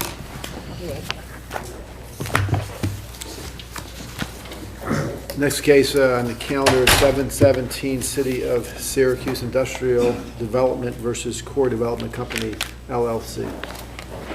Justice Smith stepped out for a moment. Would you like me to wait, Your Honor? No, you may proceed. Good morning, John Devendorf on behalf of the Syracuse Industrial Development Agency. Obviously, the court has extensive briefing in front of it.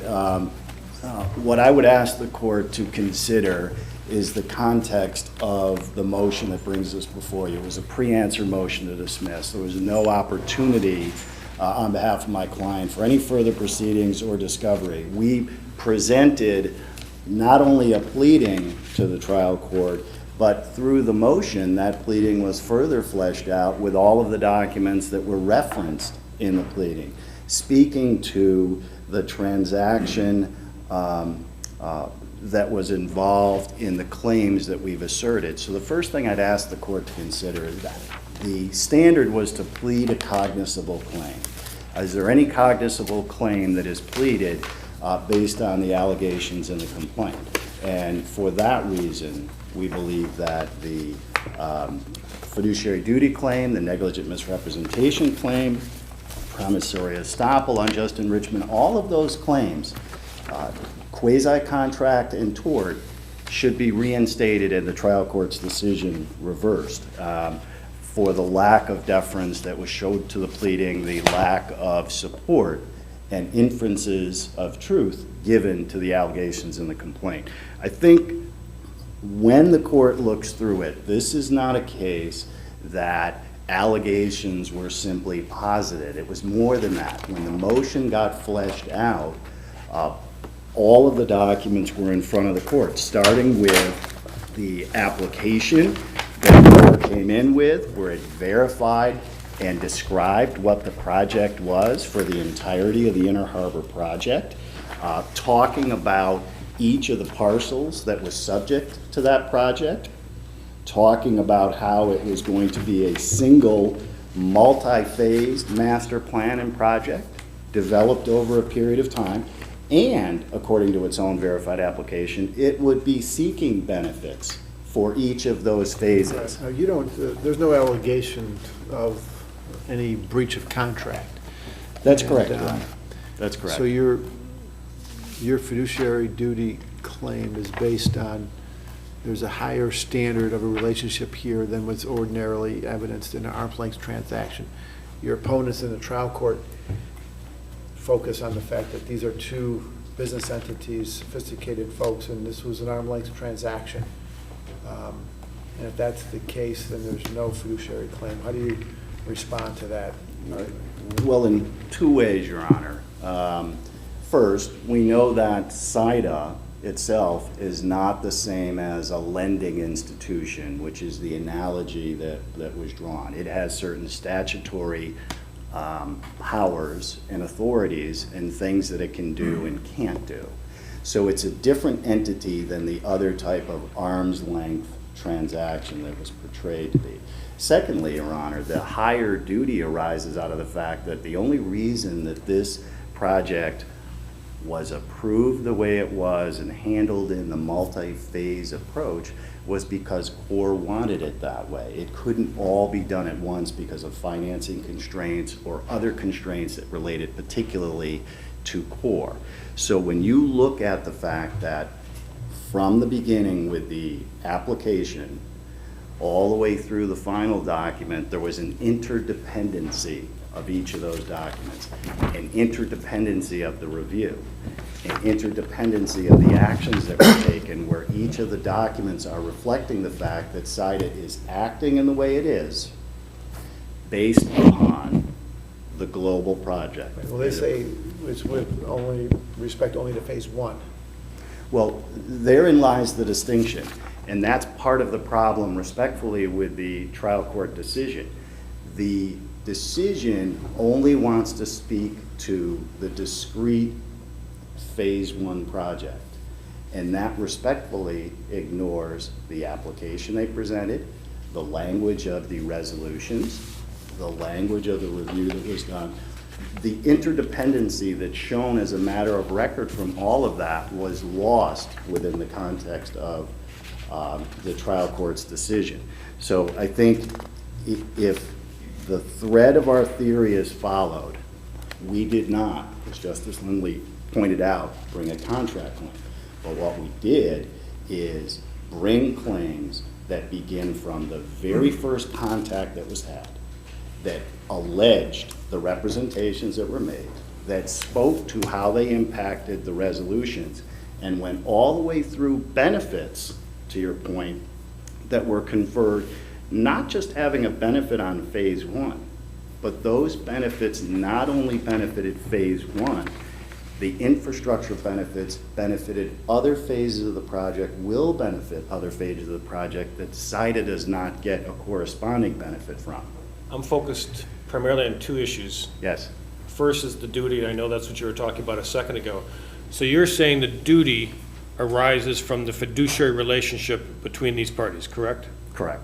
That's akin to, conceptually, is that correct, as to the special relationship that must exist for the second cause of action? That's right, Your Honor. They essentially They combine. They essentially. play off one another, but you're right, Judge. So if you find the absence of a fiduciary duty, that probably means there's no special relationship, and vice versa, right? Well, the only thing I would say, the vice versa works in the reverse. I think the cases make clear that the special relationship needed for the negligent misrepresentation claim is less exacting than the claim for the fiduciary duty. So were the court to conclude no fiduciary duty, I understand your point, but Okay. the opposite is not true. I understood that as well. But where does the duty arise from, other than the contracts? Because you know it can't arise just from the contracts, correct? But it can arise from all of the contracts as a whole, Your Honor, so I But the agree. contracts in themselves are not enough. We agree with that? I agree with that, Judge. Okay, so tell me what it is about this relationship that's different than the standard relationship between an IDA and essentially a borrower. What's different here? What's different is that on the front end of what's different is a couple of things. First, no IDA benefits needed to be granted. Court could have done this project without coming to the IDA. That's true of every IDA relationship. Without seeking the special benefits that can be afforded by the IDA. Again, also true of every IDA relationship. Here, they came in with their application saying, you're our industrial development partner for the global project, the Inner Harbor project. That we want you to do a coordinated review. We want you to be the lead agency for the entirety of that project. Well, that's because you can't segment out phases of a project, can you? They could have done these as discrete projects, and it's a good point, because For CEQA review? They could have done it separately as well, Judge. It would have, I think there's an administrative aspect to it, and there's certainly a commonality of administrative approach with it, but they didn't have to come in for benefits or have it be the global project. So going, Justice Kern, to your point, it began with, you're our industrial development partner for this project. And then every single action that was taken, and this isn't just our allegation, it's what the documents say. Everything that was done after that point was based on that formative relationship. If the documents say that, you have a pretty good breach of contract case then, right? I think the difference, Judge, is the recitals say it, and we recognize that under the case law, there's case law saying that the recitals alone don't necessarily get you there. We also know that the application itself is an application, and it depends on certain other activities. That's the reason why, Your Honor, we didn't bring the contract claim. The second issue is damages. Yep. Real quick. You're familiar with the Connaughton case that came out of the Court of Appeals earlier this month? Yeah. You agree that what applies here is the economic loss rule? Yes. Okay. Thank you. Thank you.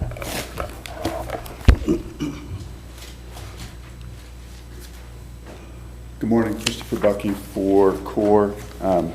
Try to be brief and just address a few of the issues that counsel raised. Respectfully, the discovery is not necessary here. What CITA asked the court to do was rewrite the general municipal law. An IDA cannot be in a fiduciary relationship. And so while I do believe, Your Honor, we look beyond the contracts, I think in this case we start with the contracts and what the cases say. You look at them for the nexus of the relationship. And when you look at the various, there's extensive contracts in the record, a grant agreement, a number of leases. When you look at these, there is nothing that suggests that these two parties grounded this into a higher level of trust, nothing whatsoever. There are extensive representations and warranties in all these agreements, none of which address the issue CITA has raised, that namely CORE somehow promised not to seek benefits from another IDA. There's nothing in the agreements that do that. There's nothing in these agreements that suggests it's a relationship akin to an attorney-client or a trustee-beneficiary. That's the fiduciary relationship. The contracts don't support that. But then, Your Honor, we go beyond the contracts, and then we look at just the relationship itself. And CITA could not allege that CORE somehow exercised dominion or control over this process. The reason why is CITA can't allow that to happen. CITA doesn't have the statutory authority to grant CORE discretion or any private developer discretion. Nor can CITA say, or nor has it even alleged, that CORE somehow provided expert advice upon which CITA relied. There's no evidence in the record whatsoever to support that claim. Right. at the heart of all their allegations are promises that are outside the contract, alleged promises from CORE to CITA saying, we're going to use you on all phases of this project, not just phase one. And it seems like what this case is all about, if I'm not mistaken, is just administrative fees. CITA just wants its administrative fees. Maybe there's something more over control over the project, but that's what their loss is. And I didn't even aware that these industrial development agencies were getting fees on this, but there's substantial fees here that they claim we would have gotten 300 and some odd thousand fees if we had gone through with it. We only got 200. Is this case all about administrative fees? Is that why we're here? That's what CITA has alleged. It has alleged those damages, which we would argue are not recoverable, are speculative. CITA has also claimed it's entitled to rescission of the parties' agreements, and as the trial court found, there's... Well, you already have construction done, don't you? We have a hotel, we have a parking garage, and how's we that have gonna be? infrastructure. It would be impossible to restore the status quo, Your Honor. And if I could address the secret issue, as this court's well aware from the cases involving Carousel, this project could not have been reviewed for secret purposes in phases. It simply cannot. If CITA had done that, it would have been impermissible segmentation. And the fact that CITA was exercising its statutory duty in a lawful manner does not transform this into a fiduciary relationship. There's simply no basis to find that. Thank you. Shopping Town Mall LLC versus Assessor Town of DeWitt.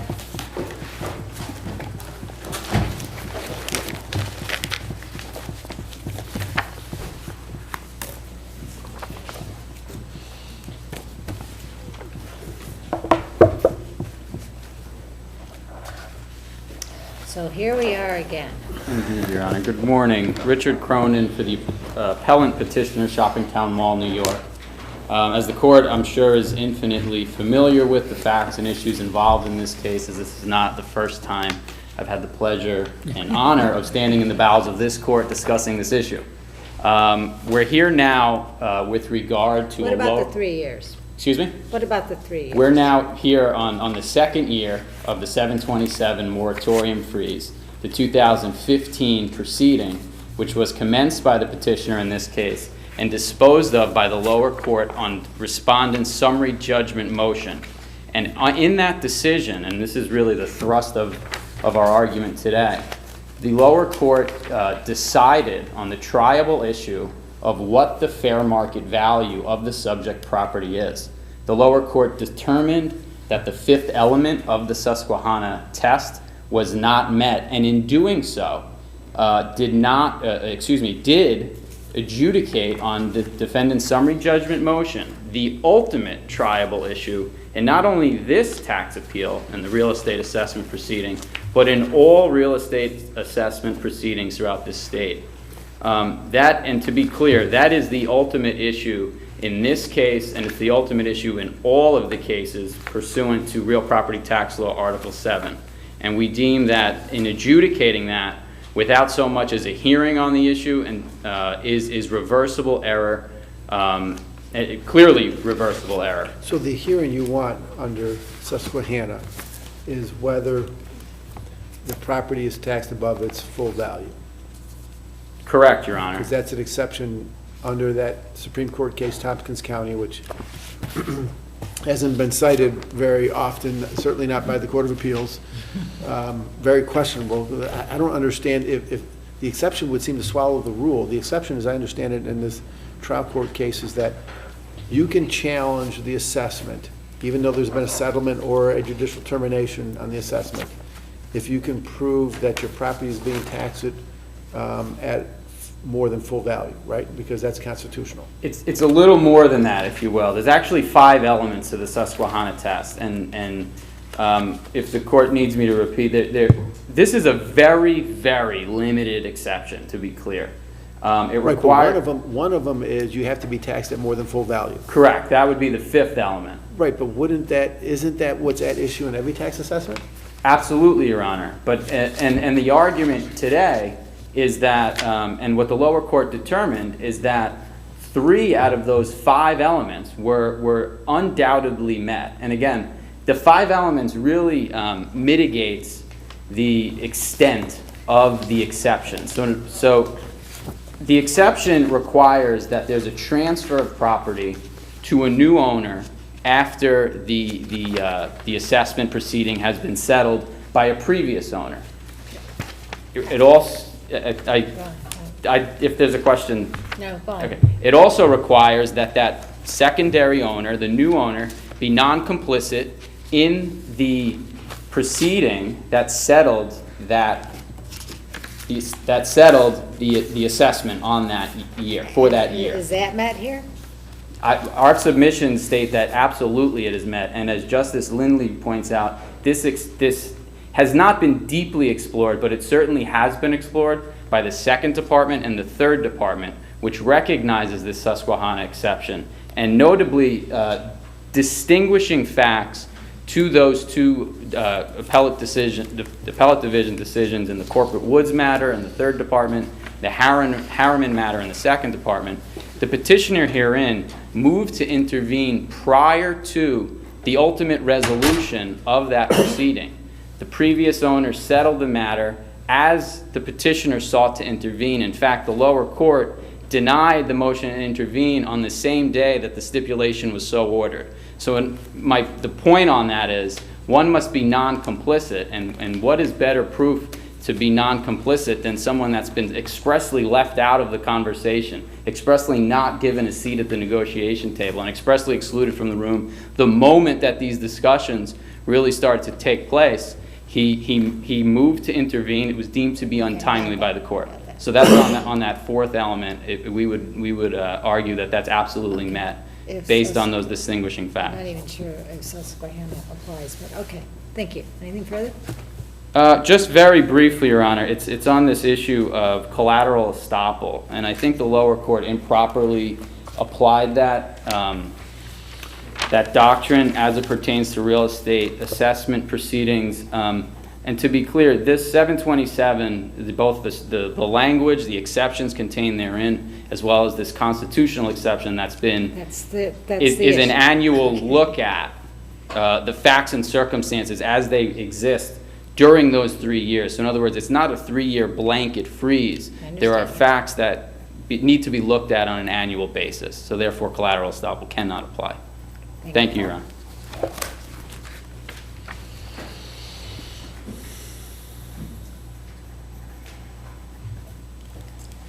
Good morning, and may it please the court, Catherine Bennett on behalf of Respondent Intervenor, Jamesville DeWitt School District.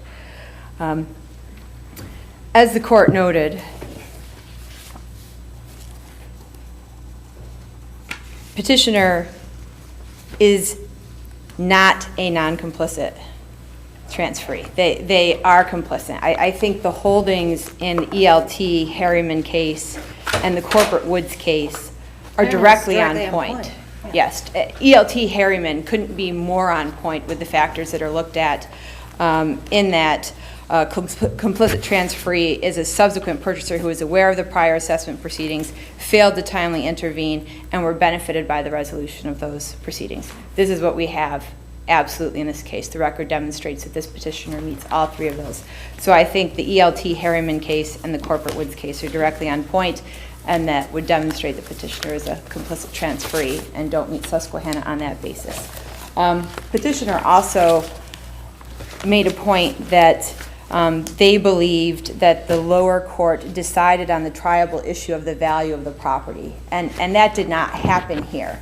What the lower court found was that petitioner failed to meet its burden of proof on a motion for summary judgment to put in proof in admissible form that would demonstrate that there was a triable issue of fact with respect to that value of the property. So here there was no appraisal reports put in ELT Harriman and in Susquehanna. The petitioners in those cases both put in appraisal reports to demonstrate that the value of the property exceeded the settlement value of the property exceeded the constitutional value. That didn't happen here. All we had here was an attorney affirmation that had a bare bones allegation that there was a recent sale of the property with no additional details from anyone who was involved in that sale that would demonstrate that that sale was a market value sale. So the court's determination was really just that they didn't meet their burden of proof. So we feel that they've also failed to satisfy that prong of the Susquehanna exception in demonstrating that the assessment is clearly in excess of full value. Thank you. Thank you. Where are you going?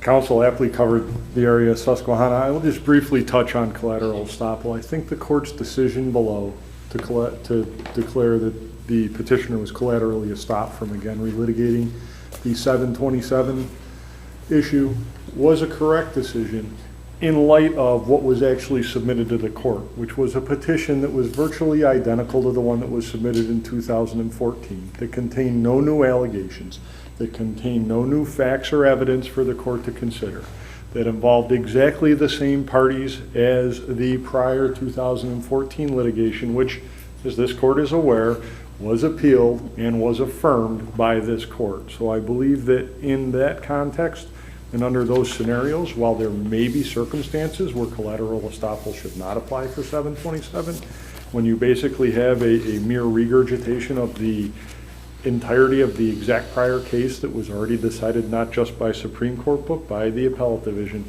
I think it is an appropriate decision for the court below to have made, and I think that it should be upheld.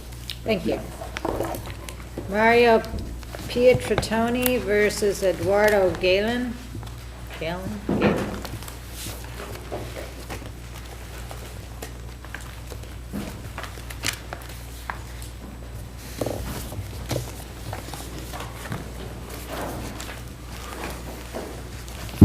Good morning.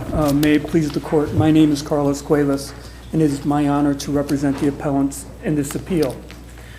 Your honors, this is a very different type of case because here you have a criminal Ponzi scheme occurring in the middle of a bankruptcy case. Congress enacted Bankruptcy Code Section 707B to prevent that from occurring because the attorney's signature on a bankruptcy petition means that he or she has conducted a diligent inquiry as to the circumstances surrounding the petition. But it was a personal bankruptcy, wasn't it? Yes. And your clients, did they invest with the corporation or the individual? Well, to give you the answer to that question, S&G was the corporate entity. Mr. Galan was their personal investment advisor. He was also the president of S&G. And here, he was a fiduciary to my clients because he was the personal... But did Mark ever represent S&G? Are you even alleging that Mark was aware of S&G or the money? This was a personal bankruptcy. Well, to answer that question, Mark, it's respectfully represented that Mark was aware of S&G for the following reasons. During the period from 1993 to about 2009, Mr. Mark made 4 loans to either Mr. Galan or S&G, the last loan being approximately in 2009. If you look at the bankruptcy schedules, it shows that Mr. Galan is 100% owner of S&G and that S&G has negative equity. So the answer is yes. Mr. Mark was aware of S&G, and that's further buttressed by the following point. Subsequent to the filing of the petition, within 1 month, Mr. Mark received a telephone call from an attorney named Conrad Cropsey from Orleans County. Mr. Cropsey was the attorney for Mr. Louis Monticelli, who was an S&G investor and a client of Mr. Galan. Mr. Monticelli's brother is also Dennis Monticelli. They approximately invested $160,000 with S&G. With the corporation? Yes, but through Mr. Galan's advice. But how does that go? Then that goes on his personal bankruptcy that he yes, gave advice? And I'll explain to you this way, Your Honor. Bankruptcy Code Section 101, subsection 5, defines the concept of claim. Claim is defined broadly. It includes disputed claims. It includes contingent claims. And under the definition of claim, yes, my clients were claimants. And this is... There's no claim here, right, that Mr. Galen was a personal guarantor of S&G. There's nothing in the complaint to that extent, right? No, but the claims against Mr. Galan were for fraud and for breach of fiduciary duty. And now what's also significant. None of those had been asserted as of December 2010 when the bankruptcy was filed, right? No, and that's why I say, if you look at Bankruptcy Code Section 101, subsection 5, they include contingent claims, disputed claims, and these were alleged creditors, but they. If they had put the individuals who were creditors of S&G on the individual bankruptcy petition, they would then have been notified, correct? Yes. All right, but, and then they would have been subject to discharge, correct? Yes, but Your Honor, I dispute the underlying premise of your question, that they were not creditors of Mr. Galan. They were also creditors of both entities. And what I'm driving at is they would have then had been in position to what they ultimately did, which is to bring an adversary proceeding to contest the discharge. Yes. If they had been originally notified, Your Honor, not only could they have contested the underlying debt under 523A, but they could have also contested the debt under 727. Now, what's also significant here is that a bankruptcy trustee, once he or she is notified that a potential crime has occurred, has a duty to notify the U.S. Trustee's Office, which is the Department of Justice that is responsible for the administration of bankruptcy cases. If this happened sooner, you're saying that the losses would have been less? Yes. But let me ask you this, on the, if you could clarify. May I just return? No, you can not. Would you please listen to No, Justice, no, listen yes, to Your Justice Honor. Lindley's question, please. Yeah, I think his question is probably better than mine, so you can finish up with him and then you can get to me. Okay. Just to finish the thought, because it's a very important thought, in Mr. Galan's plea agreement, he admitted to having at least 38 creditors and at least owing at least over $1 million pursuant to the S&G fraud. So that's why I'm saying, to go back to the original question, they're intertwined because Mr. Galan was the investment advisor. And that's why they should have been scheduled. For Mr. Mark to be held liable for aiding and abetting this fraud, there has to be allegations of the underlying fraud, and we have that by Galan. Yes. You have to have actual knowledge by Mark. That's in dispute. And then you have to have allegations of substantial assistance from Mark to Galan. And could you explain to me, I know you have in the brief you tried to, but I don't follow it, the substantial assistance with respect to the bankruptcy, how did that provide substantial assistance to the Galan in defrauding these people? Because the Ponzi scheme continued while he was a Chapter 7 debtor until he was arrested by the FBI. And so, in essence, the failure to list all the creditors concealed the true nature of the debt and the bankruptcy case.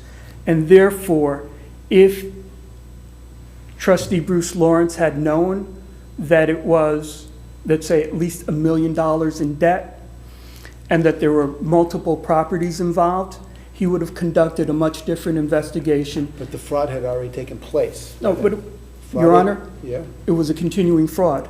right. But the fraud had started, and you're saying so his substantial assistance was allowing it to go a little bit longer until it was ultimately discovered. No, in two respects, Your Honor. One, concealing it, the original fraud, and two, to permit it to continue within the judicial proceeding itself. But doesn't the lawyer have an obligation to keep his mouth shut? No, Your Honor, because concealment is a continuing bankruptcy crime. And here there were concealment of assets. But there's nothing in the felony complaint or in the plea agreement about bankruptcy fraud at all against Galen. It's purely mail fraud and money laundering, essentially. He was arrested originally for bankruptcy fraud, Your Honor. It's not in the felony complaint in the record, correct? No, I think it is, Your Honor. Can you tell me where? Because I must have missed it. Okay. You can do a post-argument submission if that's okay with the JP on the panel. I'd prefer that, yes. Thank you very much. Okay, but getting back to your questions, you can look at it in two respects. One, that in terms of the actual knowledge, the telephone call from Mr. Cropsey notified, assuming arguendo that you could say that he had no knowledge originally, but it put him on notice that there was a problem with the investors. And The investors in S&G. the investors who were Mr. Galan's investment clients, they were his personal investment clients. So he guaranteed the money. No, Your Honor. He in essence was advising them and owed them a fiduciary duty as an investment advisor. And in essence, And how does that affect Marks? It affects Mr. Mark in the following way. Mr. Mark had a duty to be diligent in filing the bankruptcy petition to include all of the creditors. And here, But all the creditors, not of S&G. of Mr. Galan. And according to the plea agreement, Mr. Galan admits to defrauding 38 persons of at least over $1 million. Okay, I think we have your argument. Thank you very much, Your Honor.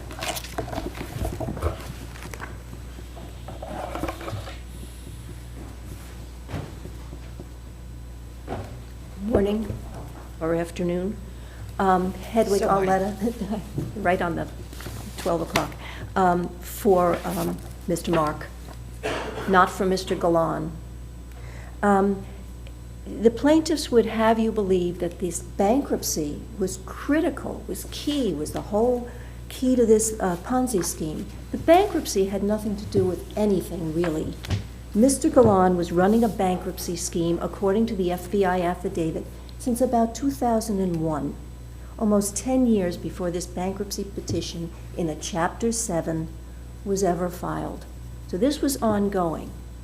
And the personal bankruptcy rules require the creditors of the bankrupt person, Galan, to be listed on Schedule F. That's not the plaintiffs. That's not these 38 investors. You're absolutely right. And nothing that the plaintiff's attorney has said changes that by citing to you a definition of a claim from the bankruptcy code. What my client, Mr. Mark, did was absolutely correct. He filed a petition. He lists S&G on that petition. He's not hiding S&G or the existence of S&G. Mr. Mark knew about S&G. He knew that S&G had no assets. How does that translate into fraud or knowledge of fraud? S&G was kind of a risky venture. It was involved with inner city mortgages. It paid supposed to pay a high rate of return because it's risky.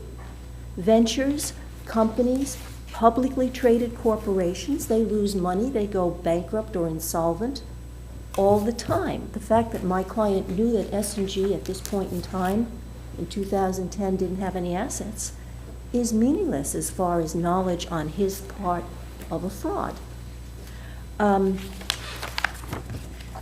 You know the requirement when fraud is alleged, aiding and abetting fraud, it has to be specific particularity, actual knowledge has to be pled, or at the very least, facts that raise a strong inference that my client had actual knowledge of the underlying fraud. So the plaintiff says, oh, well, there are all kinds of facts. Well, no, they weren't. He says, my client knew Mr. Galan. Well, that's not enough. My client knew that S&G was insolvent. That's not proof of anything.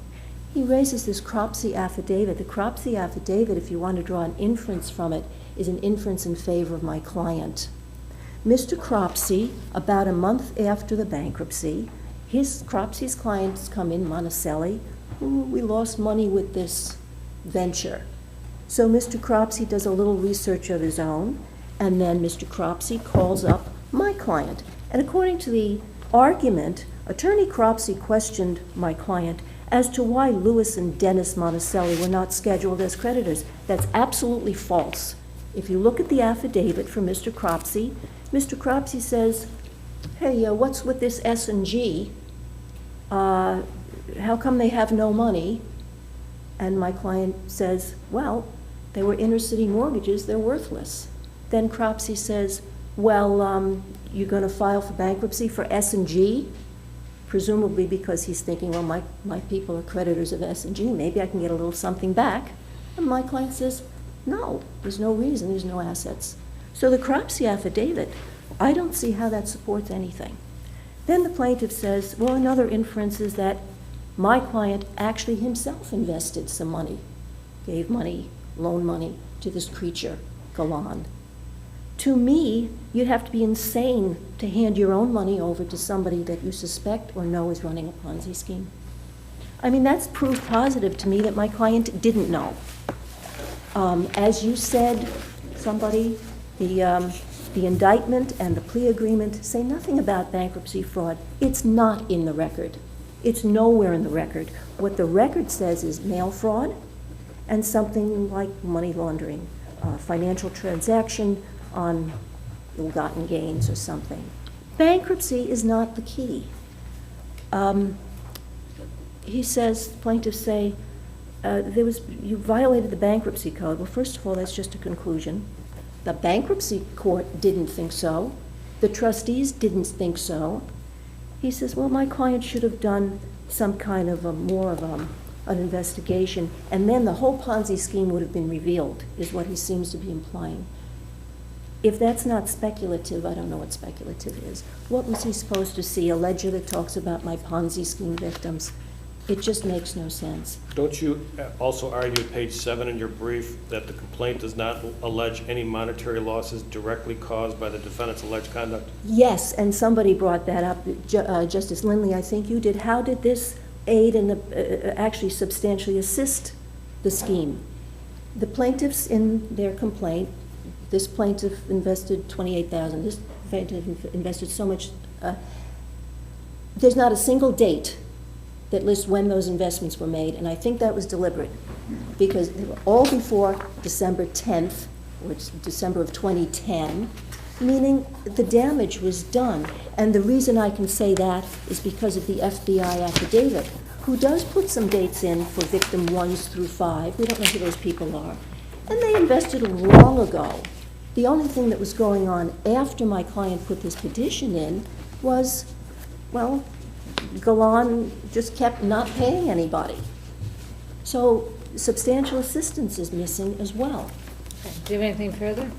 Can I just look for a second, because I was all thrown off my notes. Oh, my client was duped as well by this Galan person, and there's federal cases that talk about Madoff, and in the Madoff cases, they want to sue the auditors, and they want to sue the attorneys, and they want to sue financial people.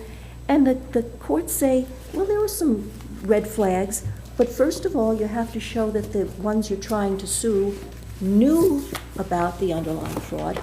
And then they say, look, the more reasonable inference is that all these people, including the SEC, were duped by these clever people who run these schemes.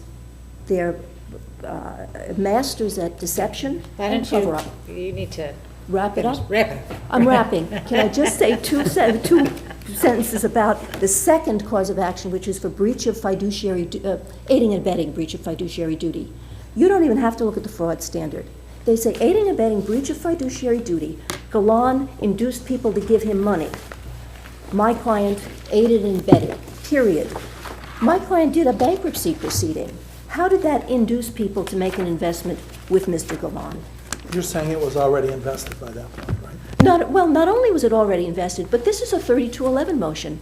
There's nothing. He doesn't say anything. Everything's on information belief. The complaint is unverified. He draws outrageous conclusions and leaps from here to there.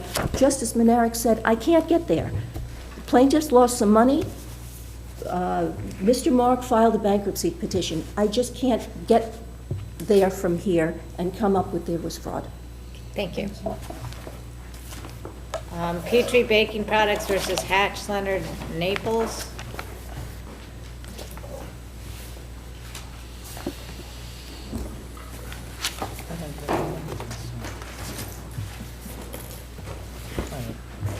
Morning, Tom Gaffney from Lippis Mathias on behalf of Petrie, the plaintiff. I'm going to be brief. I just want to touch on the three primary points. With respect to this concept of special relationship that really was initiated by the Court of Appeals in Murphy, there have been cases that have come out since where, in fact, this court has addressed the issue. And not surprisingly, given that it's the exception rather than the rule, most of the cases have come down, frankly, not in my client's favor, the individual or entity who is in my client's position, I should say. And again, that's not surprising. But a review of those cases, and frankly, I reviewed all of them, and we cited to many of them, none of them contain facts as egregious as the ones here. If you look at the Glick case, that has the misrepresentation by the insurer about a material issue. But that's about it.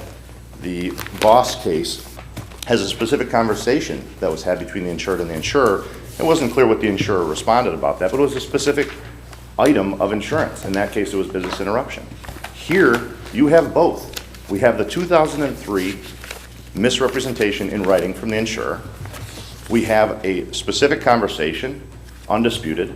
Only one side of it is recorded, but again, there's no dispute. 2003, you mean based upon that Matthews or DDEC or whatever that firm is? He relied on that form, and that's what you're saying is the misstatement? What I'm saying is that in 2003, when the defendants first sort of emerged as a potential broker for my client, they reviewed some materials and provided in writing. As part of a bank service. I'm sorry? They did it for free as part of a bank service. You know what? Honestly, I don't know whether they were compensated for that specific thing, but they were trying to get in the door and become the broker. So I presume that it was probably not with charge because they were going to then initiate a relationship with them. But I don't think that's relevant. The point is there was a misrepresentation that was... When you say misrepresentation, it makes it sound like there was some nefarious, like it was intentional. It was an honest mistake because Mr. Kalong, if that's how you spell his name, is that how you say his name? I think it's Conlog, but... Conlog. He relied on MDA's summary, and it said that they had flood coverage. And in fact, there was no flood coverage. So it wasn't, he wasn't trying to pull the wool over. It wasn't a mistake on his part. It was a mistake on MBD's part. I will concede that there was no intent on behalf of the defendants. So there's no fraud charge anymore? That's correct. Okay. That's correct, yeah. We didn't brief it here, and frankly, I don't think we briefed it below. But the point is, really, my client's reasonable reliance on that statement and the fact that it was a misrepresentation that was never subsequently corrected. Then we get to 2006, and my client looks at these policies and says, I'm getting a little turned around, calls Mr. Conlog, has a conversation with him. That's set forth in his deposition testimony. Did he remember every single detail? It didn't seem like it, but he certainly got enough, and none of that is in dispute. Further, he had a written note from that conversation that said, we talked about flood coverage. Beyond that, we have emails from the defendants the next day saying, check on the flood zone status of that property. They didn't say check on insurance. They said check on the flood zone status under the federal law, and that was that you didn't need flood insurance in that area. We're not claiming that we needed flood, but again, that's not relevant for the analysis here. It's indicative of the fact that they were discussing flood coverage. Precisely, and that is the entire relevance of those emails. So I think that, you know, a review of all the cases, we have more in this instance in favor of my client under this special relationship than any other case I've read. But even if you don't have a special relationship, you have a specific request. You have Walter McFarland saying, we want it. We want flood coverage. So even if you don't have the special relationship, it doesn't mean you lose, right? That's correct, and I was going to address that next. You still got, it seems to me you're stronger on specific requests than that, as you say, they thought all along they had it. They were mistaken on that. But then when there was a conversation in April of 2006 with Walter McFarland, and he said, I think we got it, but we want it. Now, he didn't say go bind it, but he said we want it. Your argument is that is about as specific as you can get. Our argument... Other than saying, could you please go bind me flood insurance coverage? Especially, Who speaks like that? Especially in light of the fact that they thought that they had it. But absolutely, Your Honor, our position is that when he said, clarify that we have it, and I'm paraphrasing, but clarify that we have it because we want it, that's a specific request, a matter of law. Court should rule in our favor on that point. Do you have to say, like, let's say that you're right, and we find that they're negligent, or it ultimately turns out that the carrier was, the broker was negligent for not getting flood insurance. Well, it doesn't answer the question of how much flood insurance. Just so you say flood insurance, how much, what exceptions, what coverage, what amount of, with respect to deductibles. How does that, aren't there some cases that say you have to be more specific in what you want?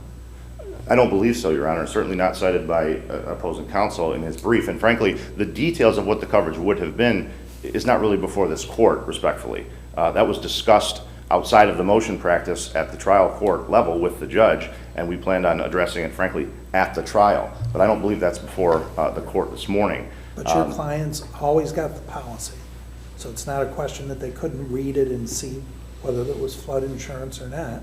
And in 2008, 2009, didn't they fill out a questionnaire?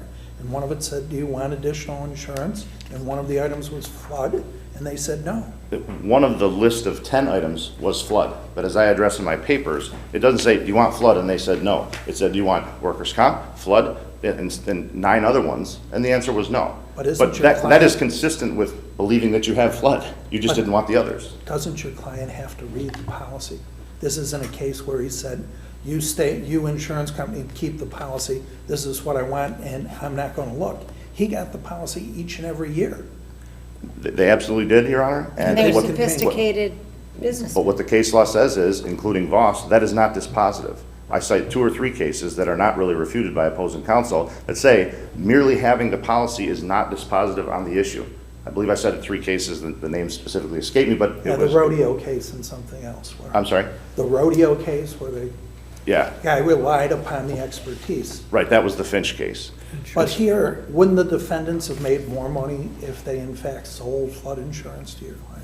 Their commission's based on what they sell. I presume. But again, I don't think that's dispositive, perhaps not even relevant. The issue is there was a misrepresentation, a subsequent conversation where clearly flood was discussed, and yet flood was not bound on behalf of my client. The last thing I'd like to address, Your Honor, if I may, is this issue of damages. Just for clarification, 2 of the categories of damages. One is lost sales. In other words, calls that were coming in that week saying, I want 1,000 cookies. That's one category of damages. A separate and distinct category of damages is cookies that were already baked and ready to be shipped on orders that had previously been made. So at the time the flood, correct, at the time the flood came through, there were pallets and pallets of cookies ready to be shipped, fulfilling existing orders. That is separate from what opposing counsel has moved to dismiss, because what he is saying is that there was testimony that the production was ramped up and therefore we lost no sales. If you read the testimony, it's that we were able to ramp up production and remake the cookies that were destroyed. That has nothing to do with the lost profit on sales that were being, called in, if you will, and not being able to be fulfilled. I just want to clarify that for the court. Thanks very much.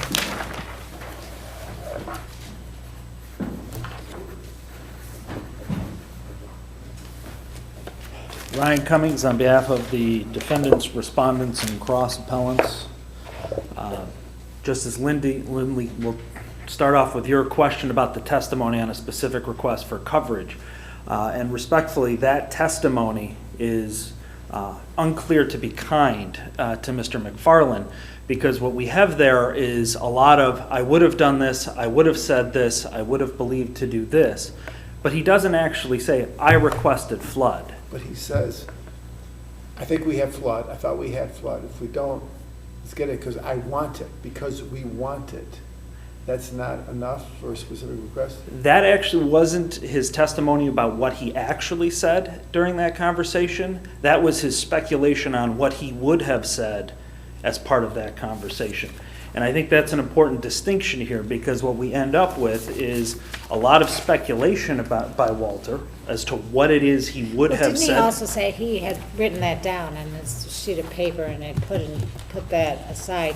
So that's how he knows that that's what he said. The note, and it's actually attached as an exhibit to the complaint, is flood, or discussed flood. It doesn't say requested flood. It doesn't say anything about what the nature of the conversation was.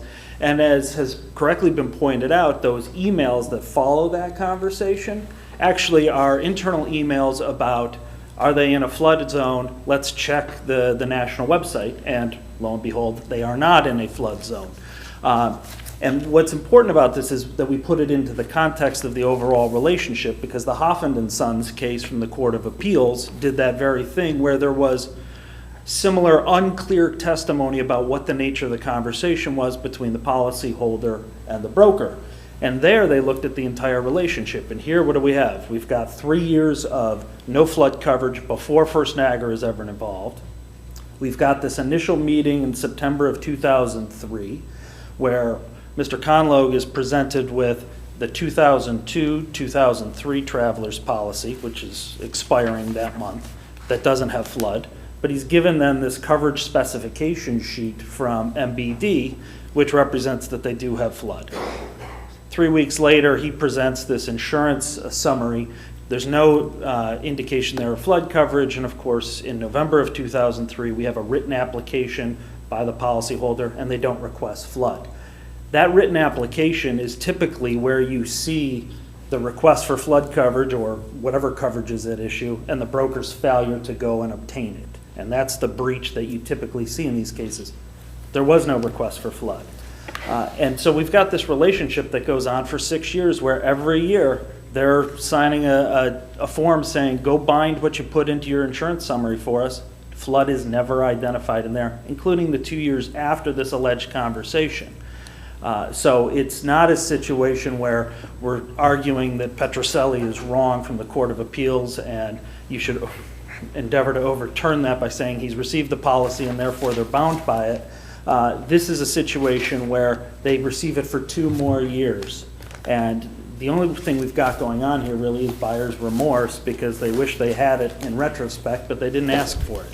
They didn't ask for it in 2003, and they didn't ask for it in 2008 or 2009 when they were filling out the renewal questionnaire. Thank you. Thank you. The last case on the calendar, 722 Morris versus Ontario County. Justice Smith is recused on this matter.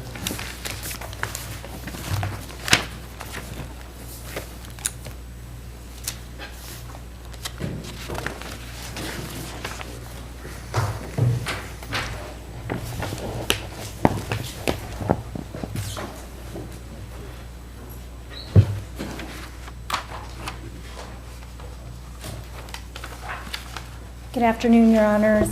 May it please the Court. I'm Deborah Field, and I represent the plaintiffs' appellants in this matter. There's a very voluminous record, as Your Honors know, and I don't want to keep you here all day. So I want to keep it sort of to the main points.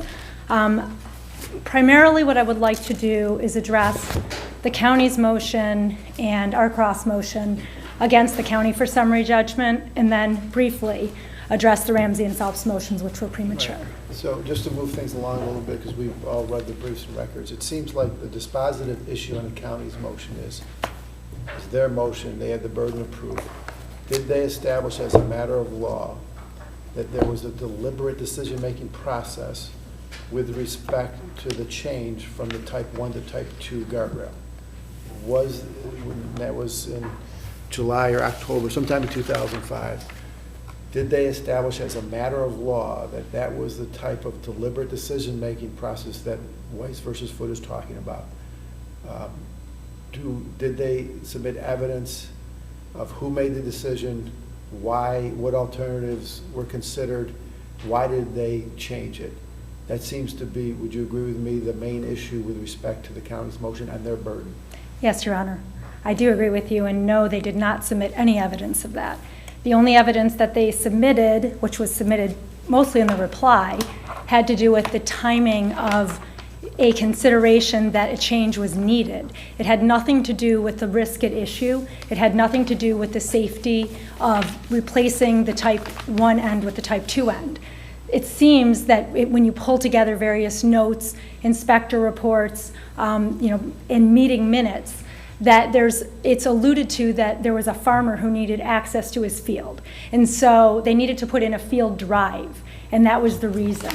The moving papers contained a very misleading affidavit from John Barry, which we've gone into depth. If there's any questions about that, I can point every probably place in the record where those items exist. But one of the most, I think, misleading, besides in terms of describing the standards incorrectly and how they applied, was that the John Barry affidavit said that it was attaching the January 2005 contract specifications, and that FRA had made a decision, or that a decision had been made, drawings had been submitted which changed the guide rail end piece. That exhibit then goes on and includes, it doesn't go on, it actually, the only evidence of this change included in that exhibit are drawings that were created after the guide rail was built, the as-built plans from 2006, and also, excuse me? Yeah, when it was changed. When it was changed, and so it just reflected how it was built, and it even included drawings from after Christie's fatal accident when the guide rail was changed. And so there's no drawings that are shown from between the original plans that the county had and the plans in the time that the guide rail end piece was changed. And it's not that a type 2 end piece could never be used on this road, but it had to be used correctly and safely. And if it wasn't going to be, then there certainly had to be a deliberative process to show why that was studied and why that was okay. Right, so, but their argument seems to be that we had engineers, FRA, and we deferred to the engineers, and they're the experts, and they decided we're gonna use the type 2 here. And even though it's not in conformity with the standards, because it was not a continuous guardrail, they're the experts here, and we can't second guess them. So they seem to be under the impression that they can delegate it to if they have engineers and they made a decision, then that's the end of it. What do you say to that? No, we totally disagree with that, Your Honor. You're correct. That is what they're saying now in their response. However, the county has a non-delegable duty. A county can't say, well, we have an engineer, so if it's wrong, oh well. The case law is very clear on that point. The county cannot delegate its duty. It can use engineers to help, but it is on the hook if the engineer screwed up. It's on the hook if the contractor screwed up. The county cannot delegate that duty, and there's plenty of cases that we cite that show that that duty is non-delegable and that the county has an obligation to maintain a safe roadway. But even if they could delegate to the engineers, there evidence here that the engineer, as opposed to the contractors, and some contractors out in the field, made a reasoned, deliberate decision as to how to proceed here, weighing all the evidence. I know there's some talk about the farmer needed to get his tractor up there for the hay, but is there any indication that the engineer considered alternatives? Like, well, maybe he can get his tractor on the road over here, or maybe we can do this. Assessing the risks. Your Honor, there's zero evidence of that. In fact, there's a few places where those discussions about the farmer needing access, where that is, in a meeting minute note or a progress note, and there's no discussion that goes with that. You would think if it was ever passed upon, that discussion would have showed up in those records, but there's absolutely nothing submitted that shows that the engineer ever passed upon that risk, considered alternatives, or frankly even understood that another piece was needed. Or was even there when the decision was made. Yeah, so there's no evidence that the engineer was there. In fact, the evidence that we received, now the documentary evidence, which is in our records, was actually to the contrary. There are two specific documents that said that Phelps Guide Rail was on the site and had to make a decision, and that they changed the limits and they changed the layout because there was a change that was needed. That's reflected in two separate places. One was in a progress note and one was later in the change order. It actually talks about a person named Jeff Orbacher who was on site and had made that decision. Unfortunately, we never had an opportunity to depose Mr. Orbacher because these motions were all made before we'd had depositions, and actually they were made before we'd had a lot of the documentary evidence. We did have the county's documents at that point, but we did not have anything from some of the defendants, and certainly no opportunity to question Jeff Orbacher or John Barry, whose affidavit, his second affidavit, was contradictory to his first, or anybody else for that matter. So you want depositions, put people under oath. Who made these decisions? Why did they make them? What did they consider? And you want that opportunity to do Yes, that. Your Honor, and that's particularly true with Phelps and Ramsey. Obviously, if the case goes forward with the county, we would want that opportunity. We did make a cross motion for summary judgment on liability against the county and believe that there's sufficient evidence to be able to win that motion because the change did not evolve from any kind of an adequate study, and because there was no reasonable basis, and because it's in violation of the standards that were in effect at that time, and because it also violates the original plan that the engineer came up with, without any evidence that the engineer weighed in at all on the change, for those reasons. But don't you think there are also questions of fact, competing questions of fact on proximate cause there, if we get to that issue? Because the trial court obviously did not, right? On proximate cause or your cross motion in effect. But there's a lot of competing questions on proximate cause. Would you agree? Well, Your Honor, that's a good question. Where did she go off the road, for example? Right. If you read, as I recall, the trooper or officer's report, it looks like she's not completely off the road. But the argument by the county, I think, here is that she was completely off the road. Is that question of fact in the record? Your Honor, I think that is, except that one of the questions is, what do you call the road? And I think that's where some of that issue comes into play, is that I guess there's a gravel binder. Is that considered the road? It's not that she was off on the grass. But I see what you're saying, Your Honor. I think questions of fact could be raised, but on the other hand, the proximate cause issue here is not whether she contributed in any way to this accident occurring. Obviously, guide rails don't jump in the middle of the road. They never caused the accident. But the question is whether the guide rail caused her injuries or made them substantially worse than they would have been. And we submitted... The jury should consider the alcohol use as well as the cell phone use, correct?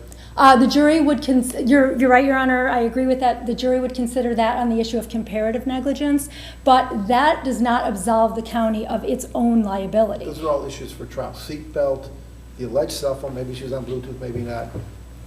Her .11 BAC, those are all issues for the jury to determine comparative fault. They should knock her out of the trial.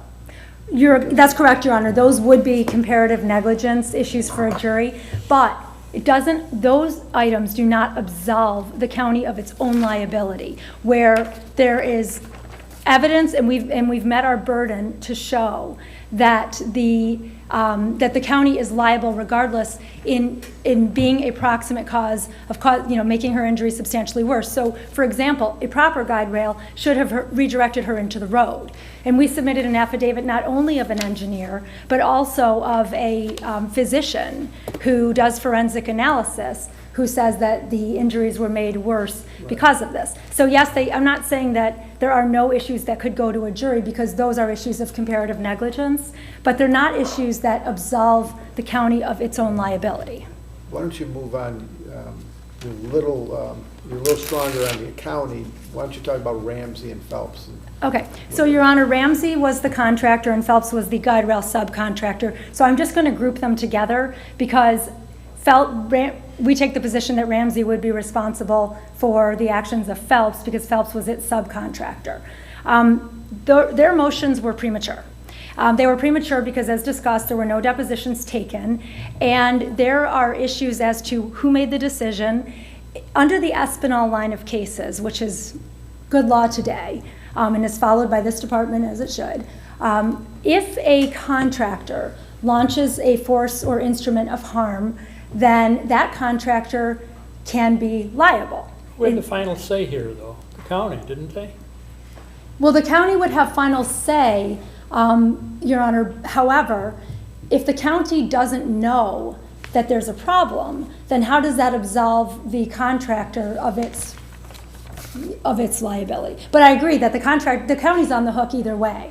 It's just that, is there an independent duty that arises from Espinal? So here, the documentary evidence shows that Phelps was on the site and made a decision to make a change. And even if the county the next day signed a change order or signed off on that paperwork, there's nothing to suggest that the engineer or the county made a decision that absolves Phelps or Ramsey of its liability. Now, it's a question of fact for the jury, and it may be a question of fact for depositions first, for us to be able to explore and find out who did make that change. Did Phelps and Ramsey do something that created a dangerous condition. And that's what we need to explore. Also, there's an issue with regard to construction of the guide rail system. John Surth, the engineer, said that from looking at photographs, he was able to see evidence that the guide rail end piece may not have properly been constructed. And that evidence is also apparent because the guide rail did not crush down and give way as it should have when Christie's vehicle rode right up onto the end of it and launched. And so understanding exactly what was done, who did it, how they complied, if at all, with the actual requirements that were then in effect is all really something that we could learn in a deposition. Unfortunately, we haven't had the opportunity to do that, so those motions were premature as well. Okay. Thank you. Thank you, Your Honors.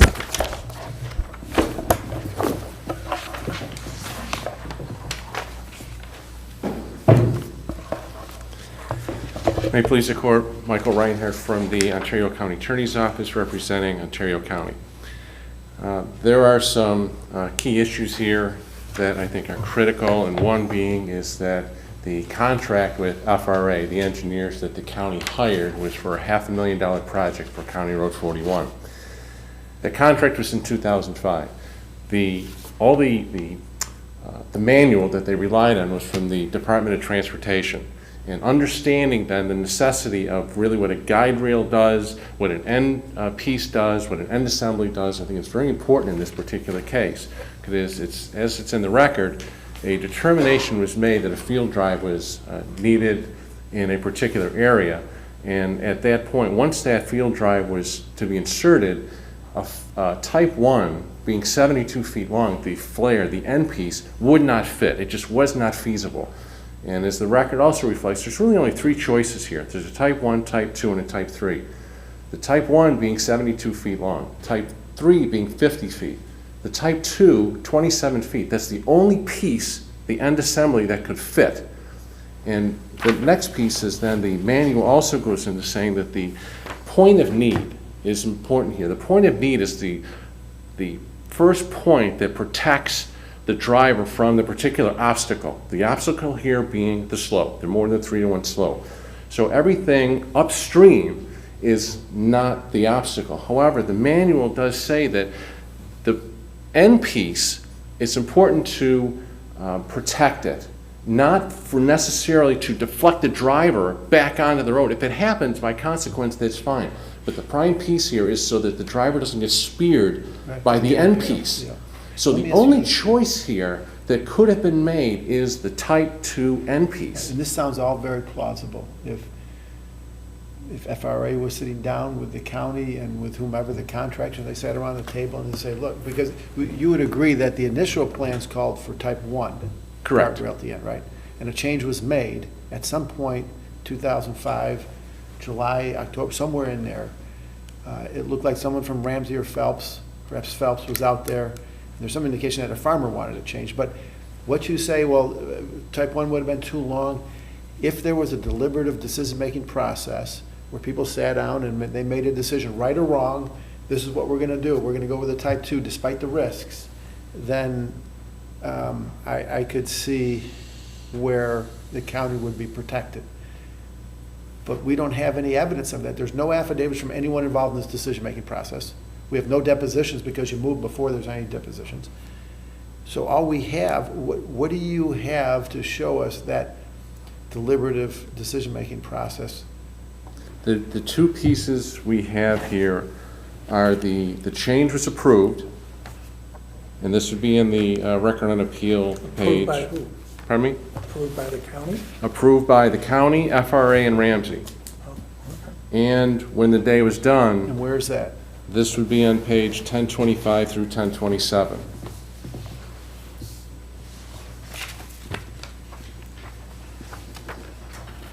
So it was approved by the county. The decision was made on the scene by the contractors, correct? Phelps and There's a letter from FRA that speaks to the issue of a field drive needs to be inserted in a particular area. Because of the farmer. Because of the farmer. And the original plan of a type 1 wasn't going to fit. Right, but was there any deliberation, well, can the farmer access the road somewhere else? Did they sit down and all get together and talk about it? No, there's nothing in the record at that point that that's the case. Or did they consider whether the change would make the design safe, for example? I mean, you're really looking for immunity here. Only in the cross motion are you looking at the issue of negligence. But here you have to establish that there's a deliberative decision-making process where you considered all these factors. Could have been put elsewhere. What's the safety of the design as installed?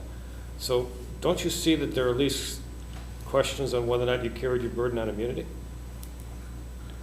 Taking in that light, I agree with Your Honor that you can stretch this and ask questions about question by question, but when you're dealing with a $500,000 project and having a municipality hire an engineer to go through and design a particular project, and then as along, it's by nature, it happens that there are going to be minor changes as we go along, and decisions need to be made to keep the project going. Right. And if there's only one choice, I'm sorry. We Your know Honor. what changes were made, we don't know why, though, and in all these Weiss versus Foote cases, it seems, and we see them not infrequently, we have affidavits from the people involved in the decision-making process. Like, if you came in with an engineer from FRA, you came in with somebody from Phelps, this individual actually talked to the farmer, you came in with somebody from Ramsey, affidavit saying this is what we did and why, then I think the plaintiff's got a tough burden to overcome there. But you have no affidavits, you have no explanation of why they did it.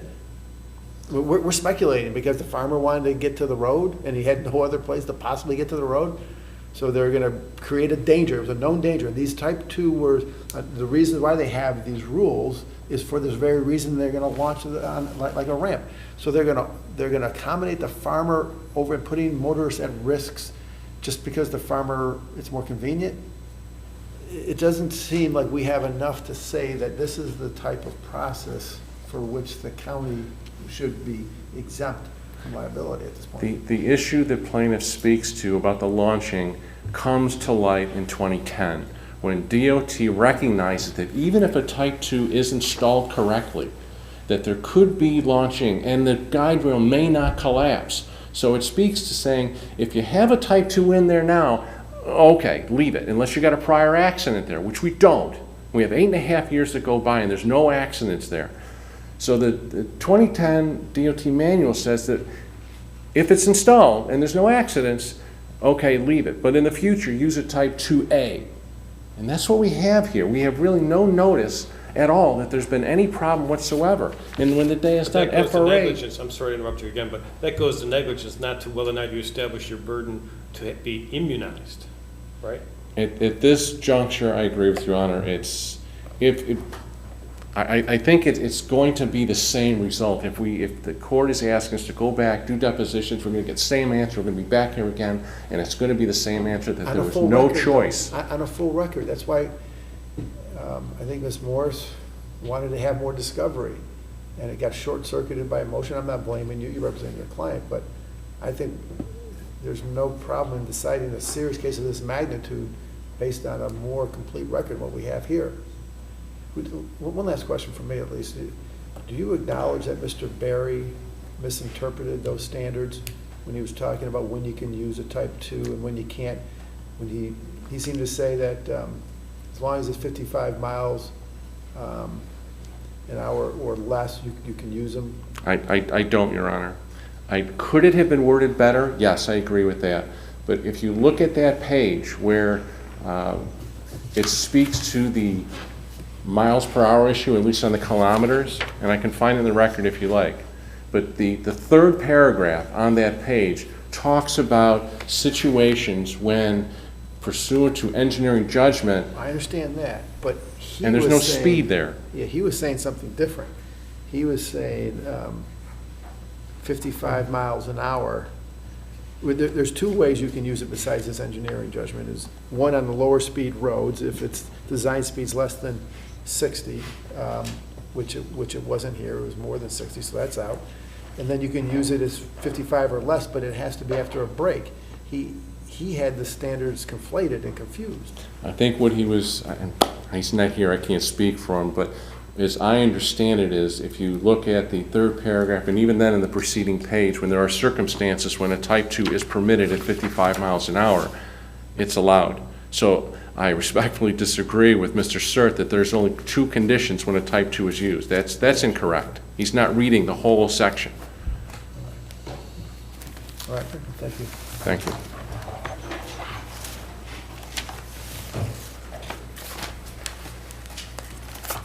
Good afternoon. I would agree with plaintiff's counsel that the focus today with regard to Ramsey and Phelps is the Espinal case. And it is whether or not the defendants launched a force or instrument of harm. And I would submit that on the record before the courts here, that the record has shown unequivocally that nothing Ramsey or Phelps did launched a force or instrument of harm. There's no accidents for a long period of time. You would think that if you launch a force of instrument of harm, it's going to be causing damage a lot sooner than it did here, I guess is your point. Correct, Judge, but not even just that. The record shows that there was definitely a change from a type 1 to a type 2. But the change to the type 1 and type 2 was a reasoned decision made, and the decision was made and known by the county, known by FRA, and approved by the county, and approved by the FRA. And this work was approved and reviewed and accepted by both the county and FRA well before the decedent's accident happened. Ms. Morris talks about the fact that Phelps was on site on August 15 and laid out the limits of the guide rail.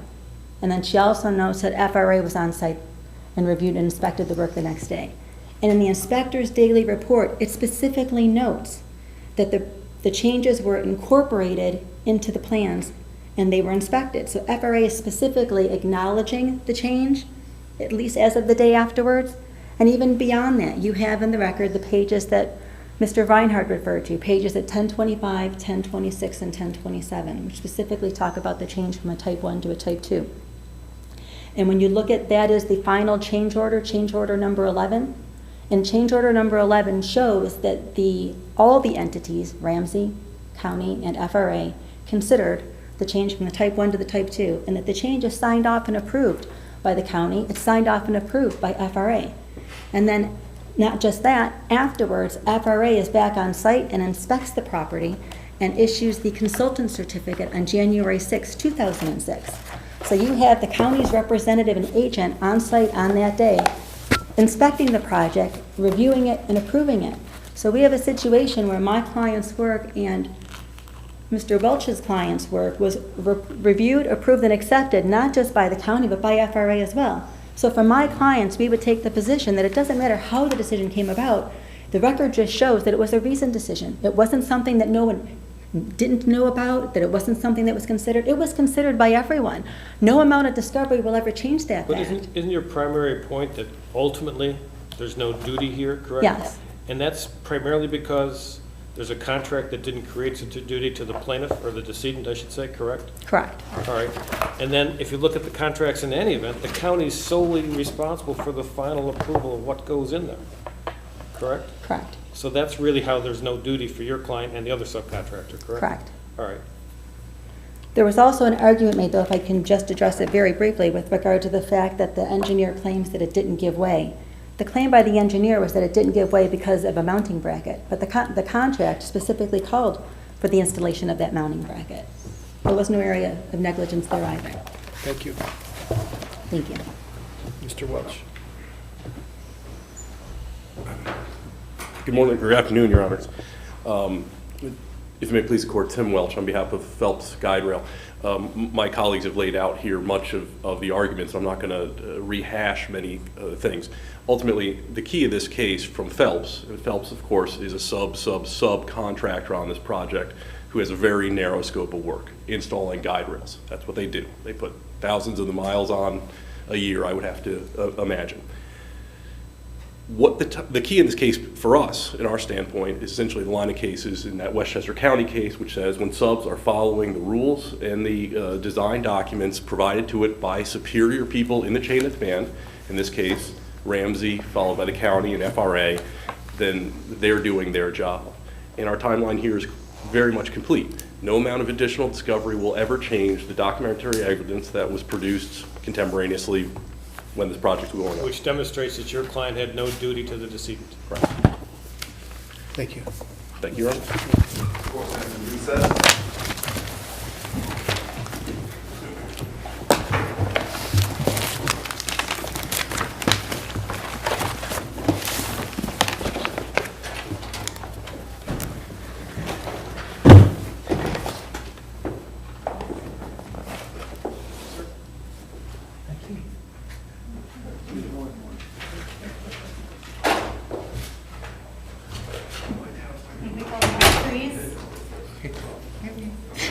think so. Forrest.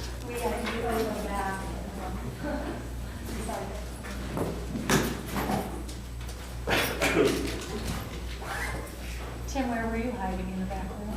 Yes, you know, I'm surprised more people don't do that. Well, there's a delay on the camera, so I'm always like, no. But I came in here 2 cases Yeah, I know. early, so I figured there was plenty of argument time. Yeah. I'm also fighting a bit of a spring cold, so I don't need to be blowing my nose and hacking yeah. in here for 3 hours before. That actually makes sense. But, all right, good to see you. Nice to see you too, Deputy. All right, y'all. Thank you.